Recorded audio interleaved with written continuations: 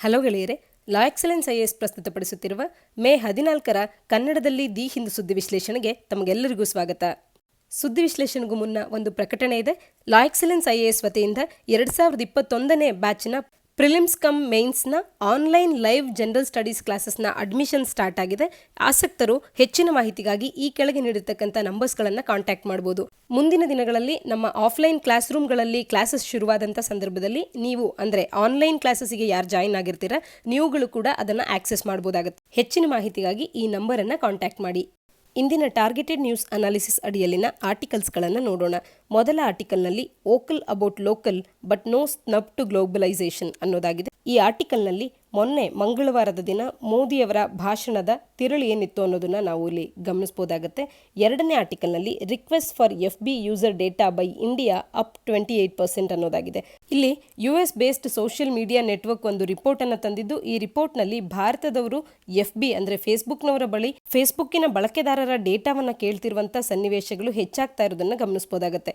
ಮುಂದಿನ ಆರ್ಟಿಕಲ್ನಲ್ಲಿ army proposes 3 year stint for civilians ಅನ್ನೋದಾಗಿದೆ. ಇಲ್ಲಿ ಆರ್ಮಿನವರು ಒಂದು ಹೊಸ ರೀತಿಯ ಪ್ರಪೋಸಲ್ ಅನ್ನು ನೀಡ್ತಾ ಇದ್ದಾರೆ. 3 ವರ್ಷಗಳ ಶಾರ್ಟ್ ಸರ್ವಿಸಸ್ ಅನ್ನ ಆರ್ಮಿನಲ್ಲಿ ತರಬೇಕು ಅನ್ನುವಂತ ರೀತಿಯಾಗಿ ಇದಿನ್ನು ಅಂಡರ್ ಕನ್ಸಿಡರೇಷನ್ ಲೆವೆಲ್ ನಲ್ಲಿದೆ. ಇದ್ರ ಬಗ್ಗೆ ನಾವಿಲ್ಲಿ ಡಿಸ್ಕಸ್ ಮಾಡೋಣ. ಕಡೆಯ ಆರ್ಟಿಕಲ್ನಲ್ಲಿ major stimulus package for MSMEs ಅಂದರೆ ನಿನ್ನೆ ನಮ್ಮ ಫಿನಾನ್ಸ್ ಮಿನಿಸ್ಟರ್ ಅವರು MSMEsಗಳಿಗೆ ಒಂದು ಮೇಜರ್ ಸ್ಟಿಮ್ಯುಲಸ್ ಪ್ಯಾಕೇಜ್ ಅನ್ನು ಅನೌನ್ಸ್ ಮಾಡಿದ್ದಾರೆ. ಇದ್ರ ಬಗ್ಗೆ ನಾವಿಲ್ಲಿ ಡಿಸ್ಕಸ್ ಮಾಡೋಣ. ಇನ್ನು ನಮ್ಮ ಡೈಲಿ ಎಡಿಟೋರಿಯಲ್ ಎನ್ರಿಚ್ಮೆಂಟ್ ಪ್ರೋಗ್ರಾಮ್ನ ಅಡಿಯಲ್ಲಿ ಎಡಿಟೋರಿಯಲ್ಸ್ಗಳನ್ನು ನೋಡೋದಾದ್ರೆ ಮೊದಲ ಎಡಿಟೋರಿಯಲ್ ಲಿಕ್ವಿಡಿಟಿ ಲೈಫ್ ಲೈನ್ ಅನ್ನೋದಾಗಿದೆ. ಈ ಎಡಿಟೋರಿಯಲ್ನಲ್ಲೂ ಕೂಡ ನಿನ್ನೆಯಷ್ಟೇ ಘೋಷಣೆ ಆಗಿರ್ತಕ್ಕಂಥ ಸ್ಟಿಮ್ಯುಲಸ್ ಪ್ಯಾಕೇಜ್ ಏನಿದೆ MSMEsಗಳ ಮೇಲೆ ಆಗಿರ್ಬೋದು, NBFCsಗಳ ಮೇಲೆ ಆಗಿರ್ಬೋದು, ಇವುಗಳ ಬಗ್ಗೆ ನಾವು ಡಿಸ್ಕಸ್ ಮಾಡಬಹುದಾಗುತ್ತೆ. ಇನ್ನು ಮುಂದಿನ ಎಡಿಟೋರಿಯಲ್ನಲ್ಲಿ a plan to revive a broken economy ಅನ್ನೋದನ್ನ ನೋಡೋಣ.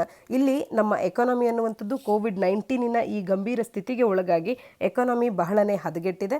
ಇಂಥ ಸಂದರ್ಭದಲ್ಲಿ ನಮ್ಮ ಎಕಾನಮಿಯನ್ನು ನಾವು ಯಾವ ರೀತಿಯಾಗಿ ಈ ಬ್ರೋಕನ್ ಎಕಾನಮಿಯನ್ನು ರಿವೈವ್ ಮಾಡ್ಬೋದು ಅಂತ ಹೇಳಿ ಲೇಖಕರು ಒಂದಷ್ಟು ಅಂಶಗಳನ್ನು ನೀಡಿದ್ದಾರೆ ಮತ್ತು ಅದಕ್ಕೆ ಫಂಡಿಂಗ್ ಕೂಡ ಯಾವ ರೀತಿಯಾಗಿ ಮಾಡಬಹುದು ಅನ್ನುವಂಥದ್ದನ್ನು ಕೂಡ ಇಲ್ಲಿ ನೀಡಿದ್ದಾರೆ. ಇದನ್ನು ನಾವು ಡಿಸ್ಕಸ್ ಮಾಡೋಣ. ಇಂದಿನ ಮೊದಲ article vocal about local but no snub to localisation ಅನ್ನೋದಾಗಿದೆ. ಇದನ್ನು ನಾವು GS ಪೇಪರ್ 3ನ ಅಡಿಯಲ್ಲಿ Indian economy issues related to growth and development effects of liberalisation on Indian economy ಅನ್ನುವಂಥ ಸಿಲೆಬಸ್ನ ಅಡಿಯಲ್ಲಿ ಓದ್ಕೋಬಹುದಾಗುತ್ತೆ. ಪೋಸ್ಟ್ COVID-19 ಎಕನಾಮಿಕ್ ಆರ್ಡರ್ ಯಾವ ರೀತಿ ಇರುತ್ತೆ ಅನ್ನುವಂಥ ಇಶ್ಯೂಗೆ ಸಂಬಂಧಪಟ್ಟಂತ ಆರ್ಟಿಕಲ್ ಇದಾಗಿರೋದನ್ನು ಗಮನಿಸಬಹುದು. ಈ ಆರ್ಟಿಕಲ್ನಲ್ಲಿ ಮುಖ್ಯವಾಗಿ ಮೊನ್ನೆ ಅಂದರೆ ಮಂಗಳವಾರ ನಮ್ಮ ಪ್ರಧಾನಮಂತ್ರಿಯವರು ಮಾತನಾಡಿದಂಥ ಆ ಭಾಷಣದ ಅಂಶಗಳನ್ನು ತಗೊಂಡು ಈ ಭಾಷಣದಲ್ಲಿ ಏನನ್ನ ಮುಖ್ಯವಾಗಿ ಹೇಳಲಾಗಿತ್ತು ಅನ್ನೋದನ್ನ ನೋಡಬಹುದಾಗುತ್ತೆ. ಮೋದಿಯವರ ಮಂಗಳವಾರದ ಭಾಷಣವನ್ನು ಮುಖ್ಯವಾಗಿ 4 ಅಂಶಗಳಾಗಿ ವಿಂಗಡಿಸೋದಾದರೆ ಮೊದಲ ಅಂಶ ಏನಂದರೆ ಇಂಪೋರ್ಟ್ ಸಬ್ಸ್ಟಿಟ್ಯೂಷನ್ಗೆ ಮಹತ್ವವನ್ನು ನೀಡುವಂಥ ಮಾತುಗಳನ್ನು ಇವರು ಆಡಿದ್ದಂಥದ್ದು. ಹಾಗಾದರೆ ಇಂಪೋರ್ಟ್ ಸಬ್ಸ್ಟಿಟ್ಯೂಷನ್ ಅಂದರೆ ಏನು? ಇಂಪೋರ್ಟ್ ಸಬ್ಸ್ಟಿಟ್ಯೂಷನ್ ಅಂದರೆ ನಮ್ಮ ದೇಶಕ್ಕೆ ಕೆಲವೊಂದು ವಸ್ತುಗಳನ್ನು ನಾವು ಬೇರೆಡೆಯಿಂದ ಆಮದು ಮಾಡ್ಕೊಳ್ತಾ ಇರ್ತೇವೆ. ಆದರೆ ಆ ರೀತಿ ಆಮದು ಮಾಡ್ಕೊಳ್ತಿರ್ತಕ್ಕಂಥ ವಸ್ತುಗಳನ್ನು ನಮ್ಮಲ್ಲೇ ಪ್ರೊಡ್ಯೂಸ್ ಮಾಡಬಹುದಾದಂಥ ಡೊಮೆಸ್ಟಿಕ್ ವಸ್ತುಗಳೇನಿದೆ ಇವುಗಳಿಂದ ರೀಪ್ಲೇಸ್ ಮಾಡುವಂಥದ್ದು. ಅಂದರೆ ನಮಗೆ ಅವಶ್ಯವಿರುವಂಥ ವಸ್ತುಗಳನ್ನು ಬೇರೆಡೆಯಿಂದ ಕೊಂಡುಕೊಳ್ಳೋದಕ್ಕಿಂತ ಬೇರೆ ಹೊರದೇಶಗಳಿಂದ ಆಮದು ಮಾಡ್ಕೊಳ್ಳೋದಕ್ಕಿಂತ ನಮ್ಮ ಡೊಮೆಸ್ಟಿಕ್ ಮಾರ್ಕೆಟ್ನಲ್ಲೇ ಅದನ್ನು ಪ್ರೊಡ್ಯೂಸ್ ಮಾಡಿಕೊಂಡು ಅವುಗಳನ್ನು ಅದರ ಬದಲಾಗಿ ನಾವು ಬಳಸುವಂಥದ್ದು. ಇದನ್ನು ಇಂಪೋರ್ಟ್ ಸಬ್ಸ್ಟಿಟ್ಯೂಷನ್ ಅಂತ ಹೇಳಿ ಕರೆಯುವಂಥದ್ದು. ಈ COVID-19 ನಮ್ಮ ಎಕಾನಮಿಯ ಮೇಲೆ ಇಷ್ಟೆಲ್ಲ ಹೊಡೆತ ಆಗ್ತಾ ಇರುವಂಥ ಸಂದರ್ಭದಲ್ಲಿ ನಾವು ನಮ್ಮ ಡೊಮೆಸ್ಟಿಕ್ ಪ್ರಾಡಕ್ಟ್ಸ್ಗಳಿಗೆ ಲೋಕಲ್ ಪ್ರಾಡಕ್ಟ್ಸ್ಗಳಿಗೆ ಮಹತ್ವವನ್ನು ನೀಡಬೇಕು, ಅವುಗಳನ್ನು ಹೆಚ್ಚಿನದಾಗಿ ಬಳಸಬೇಕು. ಈ ಮೂಲಕ ಇಂಪೋರ್ಟ್ ಸಬ್ಸ್ಟಿಟ್ಯೂಷನ್ಗೆ ಇಂಪಾರ್ಟೆನ್ಸ್ ಅನ್ನು ನೀಡಬೇಕು ಅನ್ನೋದು ಮೋದಿಯವರ ಭಾಷಣದ ಮುಖ್ಯ ಅಂಶ ಆಗಿತ್ತು. ಸೆಲ್ಫ್ ರಿಲಯನ್ಸ್ ಅಂದ್ರೂ ಅಷ್ಟೇ, ಸ್ವಾವಲಂಬಿಗಳಾಗಿ ಅಂದರೆ ನಮಗೆ ಅವಶ್ಯವಿರುವಂಥ ವಸ್ತುಗಳನ್ನು ನಾವು ನಮ್ಮ ಮೇಲೆ ಅವಲಂಬಿತರಾಗಿ ಅವುಗಳನ್ನು ನಾವೇ ಪ್ರೊಡ್ಯೂಸ್ ಮಾಡಿಕೊಳ್ಳುವಂಥದ್ದು. ಇದು ಸೆಲ್ಫ್ ರಿಲಯನ್ಸ್ ಅಂತ ಹೇಳಿ 20ನೇ ಶತಮಾನದಲ್ಲಿ ಅದರಲ್ಲೂ ಗ್ಲೋಬಲೈಸೇಷನ್ನಿನ ಮಹತ್ವ ಹೆಚ್ಚುತ್ತಾ ಬಂದಂಥ ದಿನಗಳಲ್ಲಿ ಸೆಲ್ಫ್ ರಿಲಯನ್ಸ್ ಅನ್ನುವಂಥದ್ದು ಎಲ್ಲರಿಂದಲೂ ಕೂಡ ದೂರನೇ ಉಳಿದಿತ್ತು. ಆದರೆ ಈಗ COVID-19 ನಮ್ಮ ಆರ್ಥಿಕತೆಗೆ ಬಹಳ ದೊಡ್ಡ ಪೆಟ್ಟು ಬೀಳ್ತಿರ್ತಕ್ಕಂಥ ಸಂದರ್ಭದಲ್ಲಿ ಸೆಲ್ಫ್ ರಿಲಯನ್ಸ್ ಅನ್ನುವಂಥದ್ದು ಮತ್ತೆ ಈಗ ಇಂಪಾರ್ಟೆನ್ಸ್ ಅನ್ನು ಪಡ್ಕೊಳ್ತಾ ಇದೆ. ಹಾಗಾಗಿ ಸೆಲ್ಫ್ ರಿಲಯನ್ಸ್ನ ಬಗ್ಗೆ ಈ ಮಹತ್ವದ ಬಗ್ಗೆ ಅವರು ಮಾತನಾಡ್ತಿರ್ತಕ್ಕಂಥದ್ದು. ಇನ್ನು ಎರಡನೇ ಮುಖ್ಯ ವಿಚಾರ ಏನು ಅಂತ ಅಂದರೆ ಇದುವರೆಗೂ ಇದ್ದಂಥ ಜಾಗತೀಕರಣವೇ ಬೇರೆ, ಇನ್ನು ಮುಂದೆ ನಾವು ಒಂದು ಹೊಸ ರೀತಿಯ ಜಾಗತೀಕರಣವನ್ನು ಅಂದರೆ ಗ್ಲೋಬಲೈಸೇಷನ್ ಅನ್ನು ನೋಡಬಹುದಾಗುತ್ತೆ. ಯಾವ ರೀತಿ ಅದು ಅಂತ ಅಂದರೆ ಇದುವರೆಗೂ ಕೂಡ ಗ್ಲೋಬಲೈಸೇಷನ್ನಿಂದ ನಮ್ಮಲ್ಲಿ ಬಂದಿದ್ದಂಥ MNCಗಳಾಗಿರ್ಬೋದು, ಹೊಸ ಕಂಪನಿಗಳಾಗಿರ್ಬೋದು, ಹೊಸ ವಸ್ತುಗಳಾಗಿರ್ಬೋದು ಅಥವಾ ಸಾಕಷ್ಟು ಬದಲಾವಣೆಗಳನ್ನೇನು ಈ ಗ್ಲೋಬಲೈಸೇಷನ್ ಮಾಡಿತ್ತು ಇವೆಲ್ಲವೂ ಕೂಡ ಪ್ರಾಫಿಟ್ ಡ್ರಿವನ್ ಆಗಿತ್ತು. ಅಂದರೆ ಲಾಭವನ್ನೇ ಗಮನದಲ್ಲಿ ಇಟ್ಕೊಂಡು ಮಾಡಿದಂಥ ಬದಲಾವಣೆಗಳಾಗಿತ್ತು. ಆದರೆ ಈಗ ಪೀಪಲ್ ಸೆಂಟ್ರಿಕ್ ಆಗಿ ಈ ಗ್ಲೋಬಲೈಸೇಷನ್ ಅನ್ನುವಂಥದ್ದು ಟರ್ನ್ ಆಗ್ತಾ ಇದೆ. ಅಂದರೆ ಈಗಿನ ಜಾಗತೀಕರಣ ಅಂದರೆ ಪೋಸ್ಟ್ ಕೋವಿಡ್-19 ನಂತರದಲ್ಲಿ ಬರುವಂಥ ವರ್ಲ್ಡ್ ಆರ್ಡರ್ ಆಗಿರ್ಬೋದು ಅಥವಾ ಇಂಡಿಯನ್ ಎಕಾನಮಿಕ್ ಆರ್ಡರ್ ಆಗಿರ್ಬೋದು, ಇದು ಪೀಪಲ್ ಸೆಂಟ್ರಿಕ್ ಆಗಿರುತ್ತೆ ಅಥವಾ ಆಗಿರಬೇಕು ಅನ್ನೋದನ್ನ ಈ ಭಾಷಣದಲ್ಲಿ ಈ ಪೀಪಲ್ ಸೆಂಟ್ರಿಕ್ ಗ್ಲೋಬಲೈಸೇಷನ್ನ ಮಹತ್ವವನ್ನು ಕೂಡ ಅವರು ತಿಳಿಸಿರುವಂಥದ್ದು. ಸೆಲ್ಫ್ ರಿಲಯಂಟ್ ಆಗಿ ನಮ್ಮ ಅವಶ್ಯಕತೆಯನ್ನು ನಾವೇ ಪೂರೈಸಿಕೊಳ್ಳೋದ್ರೊಟ್ಟಿಗೆ ಇಂಪೋರ್ಟ್ ಸಬ್ಸ್ಟಿಟ್ಯೂಟ್ಗಳನ್ನು ಕೂಡ ಮಾಡ್ಕೊಳ್ಳೋದ್ರ ಮುಖಾಂತರವಾಗಿ ಇಂಡಿಯಾ ಲೆಡ್ ಗ್ಲೋಬಲೈಸೇಷನ್ ಅನ್ನು ಕೂಡ ಮುಂದಿನ ದಿನಗಳಲ್ಲಿ ನಾವು ಮಾಡಬೇಕು ಅನ್ನುವಂಥದ್ದನ್ನು ಈ ಭಾಷಣದಲ್ಲಿ ಅವರು ಮಾತನಾಡಿದ್ದನ್ನು ಗಮನಿಸಬಹುದಾಗುತ್ತೆ. ಇನ್ನು ಗ್ಲೋಬಲ್ ಸಪ್ಲೈ ಚೈನ್ನಲ್ಲಿ ಚೀನಾದ ಡಾಮಿನೆನ್ಸ್ ಯಾವ ರೀತಿ ಇದೆ ಅನ್ನೋದನ್ನ ನಮಗೆ ಮನವರಿಕೆ ಆಗುವಂತೆ ಚೀನಾದ ಹೆಸರನ್ನೇ ಬಳಕೆ ಮಾಡ್ಕೊಳ್ಳೋದಲ್ಲೇ ಭಾರತ ಅನ್ನುವಂಥದ್ದು ಸೆಲ್ಫ್ ರಿಲಯಂಟ್ ಆಗಬೇಕು ಅಂತ ಅಂದರೆ this is at the cost of China ಅನ್ನೋದನ್ನ ನಮಗೆ ಈ ಭಾಷಣದ ಮುಖಾಂತರವಾಗಿ ಪ್ರಧಾನಮಂತ್ರಿಯವರು ತಿಳಿಸಿದ್ದಾರೆ. ಅದೇ ರೀತಿಯಾಗಿ ಯುಎಸ್ನಂತ ಇನ್ನುಳಿದಂಥ ರಾಷ್ಟ್ರಗಳಿಗೂ ಕೂಡ ಒಂದು ರೀತಿಯ ಆಮಂತ್ರಣವನ್ನು ನೀಡಿದ್ದಾರೆ. ಇನ್ನು ಮುಂದೆ ನಾವು ಕ್ಲೋಸ್ ಪಾರ್ಟ್ನರ್ಶಿಪ್ಸ್ ಅನ್ನು ಹೊಂದೋಣ ಅನ್ನುವ ಕರೆಯನ್ನು ಕೂಡ ನೀಡಿದ್ದಾರೆ. ಇನ್ನು ರಿಫಾರ್ಮ್ಸ್ಗಳ ಕುರಿತು ಕೂಡ ಮಾತನಾಡಿದ್ದಾರೆ. ರಿಫಾರ್ಮ್ಸ್ ಅಂತ ಅಂದ್ರೆ ಅದು ಯಾವ ರೀತಿ ಇರಬೇಕು, ನಾವು ತರುವಂಥ ಬದಲಾವಣೆಗಳು ಯಾವ ರೀತಿ ಇರಬೇಕು ಅಂತಂದ್ರೆ ಸಾಮಾನ್ಯ ಜನಗಳ ಜೀವನದಲ್ಲಿ ಅದು ಒಂದು ರೀತಿಯ ಟ್ರಾನ್ಸ್ಫಾರ್ಮೇಷನ್ ಅನ್ನು ತಂದು ಅವರ ಜೀವನವನ್ನ ಇನ್ನಷ್ಟು ಸುಗಮವಾಗಿ ಸಾಗುವಂತೆ ಮಾಡುವಂಥ ಬದಲಾವಣೆಗಳನ್ನೇ ರಿಫಾರ್ಮ್ಸ್ ಅಂತ ಹೇಳಿ ಇವರು ಕರೆಯುವಂಥದ್ದು. ಯೂಶಲಿ ರಿಫಾರ್ಮ್ಸ್ ಅಂದ ತಕ್ಷಣ ಗ್ಲೋಬಲ್ ಆರ್ಡರ್ನಲ್ಲಿ ಯಾವ ರೀತಿಯ ಒಂದು ಮೀನಿಂಗ್ ಇದೆ ಅಂದ್ರೆ ರಿಫಾರ್ಮ್ ಅಂದ ತಕ್ಷಣ ಇದು ಪ್ರೋ ಕ್ಯಾಪಿಟಲ್ ಮೆಜರ್ಸ್ ಅಂದ್ರೆ ಬಂಡವಾಳಶಾಹಿ ಪದ್ಧತಿ ಏನಿದೆ ಇದಕ್ಕೆ ಪೂರಕವಾಗುವಂತ ಮೆಜರ್ಸ್ಗಳನ್ನು ತಗೊಂಡಾಗ ಅವುಗಳನ್ನ ರಿಫಾರ್ಮ್ಸ್ ಅಂತ ಹೇಳಿ ಇಡೀ ಗ್ಲೋಬಲಿ ನಾವು ಗುರುತಿಸುವಂಥದ್ದು. ಆದರೆ ಮೋದಿಯವರ ರಿಫಾರ್ಮ್ಸ್ ಅಂದ ತಕ್ಷಣ ಆ ಪದದ ಅರ್ಥ ಏನು ಅಂತ ಅಂದ್ರೆ ಸಾಮಾನ್ಯ ಜನರ ಜೀವನದಲ್ಲಿ ಒಂದಷ್ಟು ಬದಲಾವಣೆಗಳನ್ನು ತಂದು ಅವರ ಜೀವನವನ್ನ ಸುಗಮವನ್ನಾಗಿ ಮಾಡುವಂತ ಟ್ರಾನ್ಸ್ಫಾರ್ಮೇಷನ್ ಪ್ರೋಸೆಸ್ ಏನಿದೆ ಇದನ್ನ ಇವರು ರಿಫಾರ್ಮ್ ಅಂತ ಹೇಳಿ ಕರಿತಾ ಇರುವಂತದ್ದು. ಈ ರೀತಿಯ ಬೋಲ್ಡ್ ರಿಫಾರ್ಮ್ಸ್ಗಳನ್ನು ತಗೊಳ್ಳೋದ್ರ ಮುಖಾಂತರವಾಗಿ ಭಾರತವನ್ನ ಸೆಲ್ಫ್ ರಿಲಯಂಟ್ ಭಾರತವನ್ನಾಗಿ ಮಾಡಬೇಕು ಅನ್ನುವಂಥದ್ದು ಮೋದಿಯವರ ಭಾಷಣದ ಮಹತ್ವದ ತಿರುಳಾಗಿದ್ದನ್ನು ಕೂಡ ಗಮನಿಸಬಹುದಾಗುತ್ತೆ. ರ್ಯಾಷನಲ್ ಟ್ಯಾಕ್ಸ್ ಸಿಸ್ಟಮ್ ಆಗಿರ್ಬೋದು, simple and clear rule of law ಆಗಿರ್ಬೋದು ಅಥವಾ ಒಳ್ಳೆ ಇನ್ಫ್ರಾಸ್ಟ್ರಕ್ಚರನ್ನು ತರುವಂಥದ್ದಾಗಿರ್ಬೋದು, ಈ ರೀತಿಯ ರಿಫಾರ್ಮ್ಸ್ಗಳನ್ನು ತರೋದ್ರ ಮುಖಾಂತರವಾಗಿ ಸಾಮಾನ್ಯ ಜನರ ಜೀವನವನ್ನು ಇನ್ನಷ್ಟು ಸುಗಮಗೊಳಿಸಬೇಕು, ಇನ್ನಷ್ಟು ಒಳಿತನ್ನಾಗಿ ಮಾಡಬೇಕು ಅನ್ನುವಂಥದ್ದು ಇವರ ರಿಫಾರ್ಮ್ ಅನ್ನುವಂಥ ಪದದ ಉದ್ದೇಶ ಮತ್ತು ಅರ್ಥ ಆಗಿರೋದನ್ನು ಗಮನಿಸಬಹುದಾಗುತ್ತೆ. ಒಟ್ಟಾರೆಯಾಗಿ ಹೇಳಬೇಕು ಅಂತಂದರೆ ಭಾರತದಲ್ಲಿ ನಾವು ಇಂಪೋರ್ಟ್ ಸಬ್ಸ್ಟಿಟ್ಯೂಷನ್ ಅನ್ನು ಅಚೀವ್ ಮಾಡಬೇಕು ಅಂದರೆ ಅಥವಾ ಭಾರತ ಸೆಲ್ಫ್ ರಿಲಯಂಟ್ ಆಗಿ ಸ್ವಾವಲಂಬಿಯಾಗಿ ಇರಬೇಕು ಅಂತಂದರೆ ಇದು ಅಷ್ಟಾಗಿ ಈಸಿ ಆದಂಥ ಟಾಸ್ಕ್ ಅಲ್ಲ. ಭಾರತದ್ದೇ ಆದಂಥ ಸಾಕಷ್ಟು ಲಿಮಿಟೇಷನ್ಸ್ಗಳನ್ನು ನಾವು ಕಾಣ್ಬೋದಾಗುತ್ತೆ. ಒಂದು ಕ್ಯಾಪಿಟಲ್ನಲ್ಲಿ ನಮಗೆ ಲಿಮಿಟೇಷನ್ ಇದೆ, ಅಂದರೆ ನಮ್ಮಲ್ಲಿನ ಬಂಡವಾಳದ ಕೊರತೆ ಕೂಡ ಆಗುವಂಥದ್ದು, ಮತ್ತು ಟೆಕ್ನಾಲಜಿಕಲಿ ನಾವು ಅಷ್ಟಾಗಿ ಡೆವಲಪ್ಡ್ ಕಂಟ್ರೀಸ್ ಅಷ್ಟು ಸ್ಟ್ರಾಂಗ್ ಆಗಿ ಇರದೇ ಇರುವಂಥದ್ದು, ಮತ್ತು ನಮ್ಮಲ್ಲಿ ಹ್ಯೂಮನ್ ರಿಸೋರ್ಸಿನ ತೊಂದರೆ ಕೂಡ ಇರುವಂಥದ್ದು. ಕ್ಯಾಪಿಟಲ್ ಮತ್ತು ಲೇಬರ್ ನಡುವೆ ಒಂದು ಬ್ಯಾಲೆನ್ಸ್ ಅನ್ನು ತರುವಂಥದ್ದು ಅಷ್ಟಾಗಿ ಸುಲಭವಾದಂಥ ಮಾತೇನಲ್ಲ. ಹಾಗಾಗಿ ಮುಂದಿನ ದಿನಗಳಲ್ಲಿ ಲೇಬರ್ ಮತ್ತು ಕ್ಯಾಪಿಟಲ್ ಇವರಿಬ್ಬರ ಇಂಟ್ರೆಸ್ಟ್ಗಳ ನಡುವೆ ಒಂದಷ್ಟು ಬ್ಯಾಲೆನ್ಸ್ ಅನ್ನು ತರುವಂಥ ರೀತಿಯಾದಂಥ ರಿಫಾರ್ಮ್ಸ್ಗಳನ್ನು ತರೋದ್ರ ಮುಖಾಂತರವಾಗಿ ಭಾರತವನ್ನು ಸೆಲ್ಫ್ ರಿಲಯಂಟ್ ಆಗಿ ಮಾಡೋದ್ರ ಕಡೆಗೆ ನಾವು ಹೆಜ್ಜೆಯನ್ನು ಇಡಬೇಕಾಗಿದೆ. ಈ ಆರ್ಟಿಕಲ್ನ ಹಿನ್ನೆಲೆಯಲ್ಲಿ ಅಥವಾ ಮೋದಿಯವರ ಈ ಭಾಷಣದ ಹಿನ್ನೆಲೆಯಲ್ಲಿ ಭಾರತವನ್ನು ಸೆಲ್ಫ್ ರಿಲಯಂಟ್ ಆಗಿ ಮಾಡುವಲ್ಲಿ ಭಾರತಕ್ಕಿರ್ತಕ್ಕಂಥ ಲಿಮಿಟೇಷನ್ಸ್ಗಳು ಏನು, ಅಥವಾ ಭಾರತ ಯಾವ ರೀತಿಯಾಗಿ ಸೆಲ್ಫ್ ರಿಲಯನ್ಸ್ ಅನ್ನು ಹೊಂದಬಹುದು ಅನ್ನುವಂಥ ಪ್ರಶ್ನೆಗಳು ನಮಗೆ ಮೈನ್ಸ್ನಲ್ಲಿ ಬಂದಾಗ ಈ ಆರ್ಟಿಕಲ್ ನಿಮಗೆ ಉಪಯುಕ್ತವಾಗುತ್ತೆ.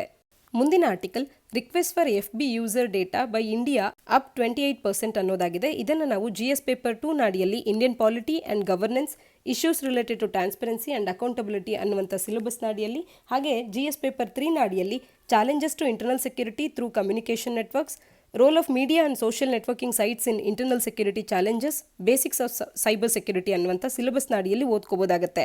ಇದು FB ಯೂಸರ್ ಡೇಟಾ ಇಶ್ಯೂವಿನ ಕುರಿತಾದಂತೆ ಇರುವಂಥ ಒಂದು ಆರ್ಟಿಕಲ್ ಆಗಿದೆ. America based social media network transparency report ಅನ್ನುವಂಥ ಒಂದು ರಿಪೋರ್ಟನ್ನು ಹೊರತಂದಿದ್ದು, ಈ ರಿಪೋರ್ಟ್ನ ಪ್ರಕಾರವಾಗಿ ನಮಗೇನು ಗೊತ್ತಾಗ್ತಿದೆ ಅಂದರೆ 2019ರ ಮೊದಲ ಅರ್ಧದಲ್ಲಿ 1,28,617 FBಯ ಬಳಕೆದಾರರ ಡೇಟಾವನ್ನು ಗ್ಲೋಬಲಿ ಎಲ್ಲ ಸರ್ಕಾರಗಳು ಕೇಳಿದರೆ FB ಅವರಿಗೆ ಜುಲೈನಿಂದ ಡಿಸೆಂಬರ್ನ ಅಂದರೆ ಎರಡನೇ ಅರ್ಧದಲ್ಲಿ 1,40,875 ಬಳಕೆದಾರರ ಡೇಟಾವನ್ನು ಕೇಳಲಾಗಿದೆ. ಇದು ನಮ್ಗೆ ಏನು ತೋರಿಸ್ತಾ ಇದೆ ಅಂದರೆ 9.5% ಯೂಸರ್ ಡೇಟಾವನ್ನು ಕೇಳುವಂಥವರ ಸಂಖ್ಯೆ ಹೆಚ್ಚಾಗಿರೋದನ್ನು ನಾವಿಲ್ಲಿ ಗಮನಿಸಬಹುದಾಗುತ್ತೆ. ಇಲ್ಲಿ ಮುಖ್ಯವಾಗಿ ಗಮನಿಸಬೇಕಾಗಿರ್ತಕ್ಕಂಥ ಇನ್ನೊಂದು ಅಂಶ ಏನು ಅಂತಂದರೆ, ಈ ರೀತಿಯಾಗಿ ಯೂಸರ್ ಡೇಟಾವನ್ನು ಕೇಳ್ತಿರ್ತಕ್ಕಂಥ ಕಂಟ್ರಿಗಳಲ್ಲಿ ಹೆಚ್ಚಿನ ವಾಲ್ಯೂಮ್ ಆಫ್ ಡೇಟಾಸನ್ನು ಕೇಳ್ತಾ ಇರುವಂಥವ್ರು ಯಾರು ಅಂತ ಅಂದರೆ ಹೆಚ್ಚಿನದಾಗಿ US ನವರು, ನಂತರದಲ್ಲಿ ಇಂಡಿಯಾವನ್ನು ಸೆಕೆಂಡ್ ಪ್ಲೇಸಲ್ಲಿ ಇರೋದನ್ನು ನಾವು ನೋಡ್ಬೋದಾಗುತ್ತೆ. ಇನ್ನು ಭಾರತದ ಸ್ಥಿತಿಯನ್ನು ನಾವು ನೋಡಿದ್ರೆ ಭಾರತದಲ್ಲಿ ಜುಲೈನಿಂದ ಡಿಸೆಂಬರ್ನಲ್ಲಿ 28% ಇನ್ಕ್ರೀಸ್ಡ್ ಪರ್ಸೆಂಟೇಜ್ ರೇಟ್ನಲ್ಲಿ ನಾವು FB ಅವರನ್ನು ಯೂಸರ್ ಡೇಟಾವನ್ನು ನೀಡಿ ಅಂತ ಹೇಳಿ ಭಾರತ ಸರ್ಕಾರದವರು ಕೇಳಿರೋದನ್ನು ಗಮನಿಸಬಹುದಾಗುತ್ತೆ. ಇಲ್ಲಿಯೇ ನಾವು ಗಮನಿಸೋದಾದ್ರೆ ಈ ಗ್ರಾಫ್ ನಮಗೆ ಸ್ಪಷ್ಟವಾಗಿ ತೋರಿಸ್ತಾ ಇದೆ. 2015ರ ಜಾನ್ವರಿ ಮತ್ತು ಜೂನ್ನ ಸಮಯದಲ್ಲಿ 5,000 ಬಳಕೆದಾರರ ಡೇಟಾವನ್ನ ಭಾರತದವರು ಕೇಳಿದ್ರೆ, ಅಂದ್ರೆ ಭಾರತ ಸರ್ಕಾರದವರು ಫೇಸ್ಬುಕ್ಕಿನವರಿಗೆ ಕೇಳಿದ್ರೆ, ಈಗ ಅಂದ್ರೆ 2019ರ ಜಾನ್ವರಿ ಮತ್ತು ಜೂನ್ನ ಸಂದರ್ಭದಲ್ಲಿ ಅಥವಾ ಜುಲೈ ಡಿಸೆಂಬರ್ನ ಸಂದರ್ಭದಲ್ಲಿ ಇದು 25,000ದ ಗಡಿಯನ್ನ ದಾಟ್ತಾ ಇರೋದನ್ನ ನಾವಿಲ್ಲಿ ಗಮನಿಸಬಹುದಾಗುತ್ತೆ. ಅಂದ್ರೆ 5 ಫೋಲ್ಡ್ ಇನ್ಕ್ರೀಸ್ ಅನ್ನ ಕಳೆದ 4-5 ವರ್ಷಗಳಲ್ಲೇ ಭಾರತದಲ್ಲಿ ಕಂಡಿರೋದನ್ನ ನಾವಿಲ್ಲಿ ಗಮನಿಸಬಹುದಾಗುತ್ತೆ. ಇನ್ನು ಇಂಟರ್ನೆಟ್ ಡಿಸ್ರಪ್ಷನ್ಸ್ನ ವಿಚಾರಕ್ಕೆ ಬಂದರೆ ಕಳೆದ ವರ್ಷದಲ್ಲಿ ಫೇಸ್ಬುಕ್ನವರು 50 ಇನ್ಸ್ಟೆನ್ಸಸ್ ಆಫ್ ಇಂಟರ್ನೆಟ್ ಡಿಸ್ರಪ್ಷನ್ಸ್ ಆಗಿರ್ತಕ್ಕಂಥದ್ದನ್ನು ಗಮನಿಸ್ತಾರೆ. ಅದು 11 ಕಂಟ್ರಿಗಳಲ್ಲಿ 50 ಡಿಸ್ರಪ್ಷನ್ಸ್ ಆಗಿದೆ ಇಂಟರ್ನೆಟ್ನ ವಿಚಾರಕ್ಕೆ ಬಂದಾಗ. ಈ 50ಯಲ್ಲಿ ಭಾರತದ ಪಾಲು ಎಷ್ಟು ಅಂತ ನೋಡಿದ್ರೆ 78% ಕೇಸಸ್ಗಳು ಅಂದರೆ 39 ಡಿಸ್ರಪ್ಷನ್ಸನ್ನು ಭಾರತದಲ್ಲೇ ನಾವು ಕಾಣ್ಬೋದಾಗುತ್ತೆ. ಇನ್ನುಳಿದಂಥ 11 ಡಿಸ್ರಪ್ಷನ್ಸನ್ನು ಇನ್ನುಳಿದಂಥ 10 ಕಂಟ್ರೀಸ್ಗಳಲ್ಲಿ ನಾವು ಕಾಣ್ಬೋದಾಗುತ್ತೆ. ಅಂದರೆ ಭಾರತ ಈ ಇಂಟರ್ನೆಟ್ ಡಿಸ್ರಪ್ಷನ್ಸ್ ಲಿಸ್ಟ್ ಏನಿದೆ ಇದನ್ನ ಟಾಪ್ ಮಾಡ್ತಾ ಭಾರತದಲ್ಲಿ ಇಷ್ಟರ ಮಟ್ಟಿಗೆ ಇಂಟರ್ನೆಟ್ ಡಿಸ್ರಪ್ಷನ್ಸ್ ಆಗ್ತಾ ಇರುವಂಥದ್ದು ಭಾರತದ ಮಟ್ಟಿಗೆ ಸರಿಯಾದ ಒಂದು ನಡೆಯಲ್ಲ ಅನ್ನೋದನ್ನ ನಾವಿಲ್ಲಿ ಗಮನಿಸಬಹುದಾಗುತ್ತೆ. ಆದರೆ ಫೇಸ್ಬುಕ್ನವರು ಹೇಳ್ತಾ ಇರುವಂಥದ್ದು, ಫೇಸ್ಬುಕ್ನವರು ಸರ್ಕಾರಗಳು ಮಾಡಿರ್ತಕ್ಕಂಥ ಈ ಬೇಡಿಕೆಗಳಿಗೆ ಲಾನ ಪ್ರಕಾರವಾಗಿ ಇವರುಗಳ ಡೇಟಾವನ್ನು ನೀಡಬಹುದೋ ಇಲ್ವೋ ಅನ್ನುವಂಥ ಅವರ ಟರ್ಮ್ಸ್ ಆಫ್ ಸರ್ವಿಸಸ್ ಏನಿದೆ ಅದರ ಆಧಾರವಾಗಿ ಆ ಡೇಟಾವನ್ನು ಅವರಿಗೆ ಒದಗಿಸ್ತಾರೆ. ಆ ಮಾಹಿತಿಯಿಂದ ಏನು ಉಪಯೋಗ ಆಗುತ್ತೆ ಅಥವಾ ಆ ಮಾಹಿತಿಯನ್ನು ನಿಜವಾಗ್ಲೂ ಅವರು ಒಂದು ಒಳ್ಳೆಯ ಈ ಉದ್ದೇಶಕ್ಕಾಗಿ ಕೇಳ್ತಾ ಇದ್ದಾರಾ ಇಲ್ವಾ, ಇವೆಲ್ಲವನ್ನ ನಾವು ನೋಡಿಕೊಂಡೇ ಈ ಡೇಟಾವನ್ನ ನಾವು ದೇಶಗಳ ಸರ್ಕಾರಗಳಿಗೆ ತಲುಪಿಸ್ತಾ ಇದ್ದೇವೆ ಅನ್ನೋದನ್ನ ಫೇಸ್ಬುಕ್ನವರು ಹೇಳ್ತಾ ಇದ್ದಾರೆ. ಇದಿಷ್ಟು ಈ US ಬೇಸ್ಡ್ ಸೋಷಿಯಲ್ ಮೀಡಿಯಾ ನೆಟ್ವರ್ಕ್ನವರು ತಂದಿರತಕ್ಕಂಥ ಟ್ರಾನ್ಸ್ಪರೆನ್ಸಿ ರಿಪೋರ್ಟ್ನಲ್ಲಿ ನಾವು ಕಾಣಬಹುದಾದಂಥ ಮಾಹಿತಿಯಾಗಿದೆ. ಮುಂದಿನ article army proposes 3 years stint for civilians ಅನ್ನೋದಾಗಿದೆ. ಇದನ್ನು ನಾವು GS ಪೇಪರ್ 2 ನಾಡಿಯಲ್ಲಿ Indian polity and governance, government policies and interventions and issues arising out of their design and implementation ಅನ್ನುವಂಥ ಸಿಲೆಬಸ್ ನಾಡಿಯಲ್ಲಿ ಓದ್ಕೋಬೋದಾಗುತ್ತೆ. ಇಲ್ಲಿ ಟೂರ್ ಆಫ್ ಡ್ಯೂಟಿ ಅನ್ನುವಂಥ ಇಶ್ಯೂವಿನ ಬಗ್ಗೆ ಈ ಆರ್ಟಿಕಲ್ನಲ್ಲಿ ನಾವು ಡಿಸ್ಕಸ್ ಮಾಡೋಣ.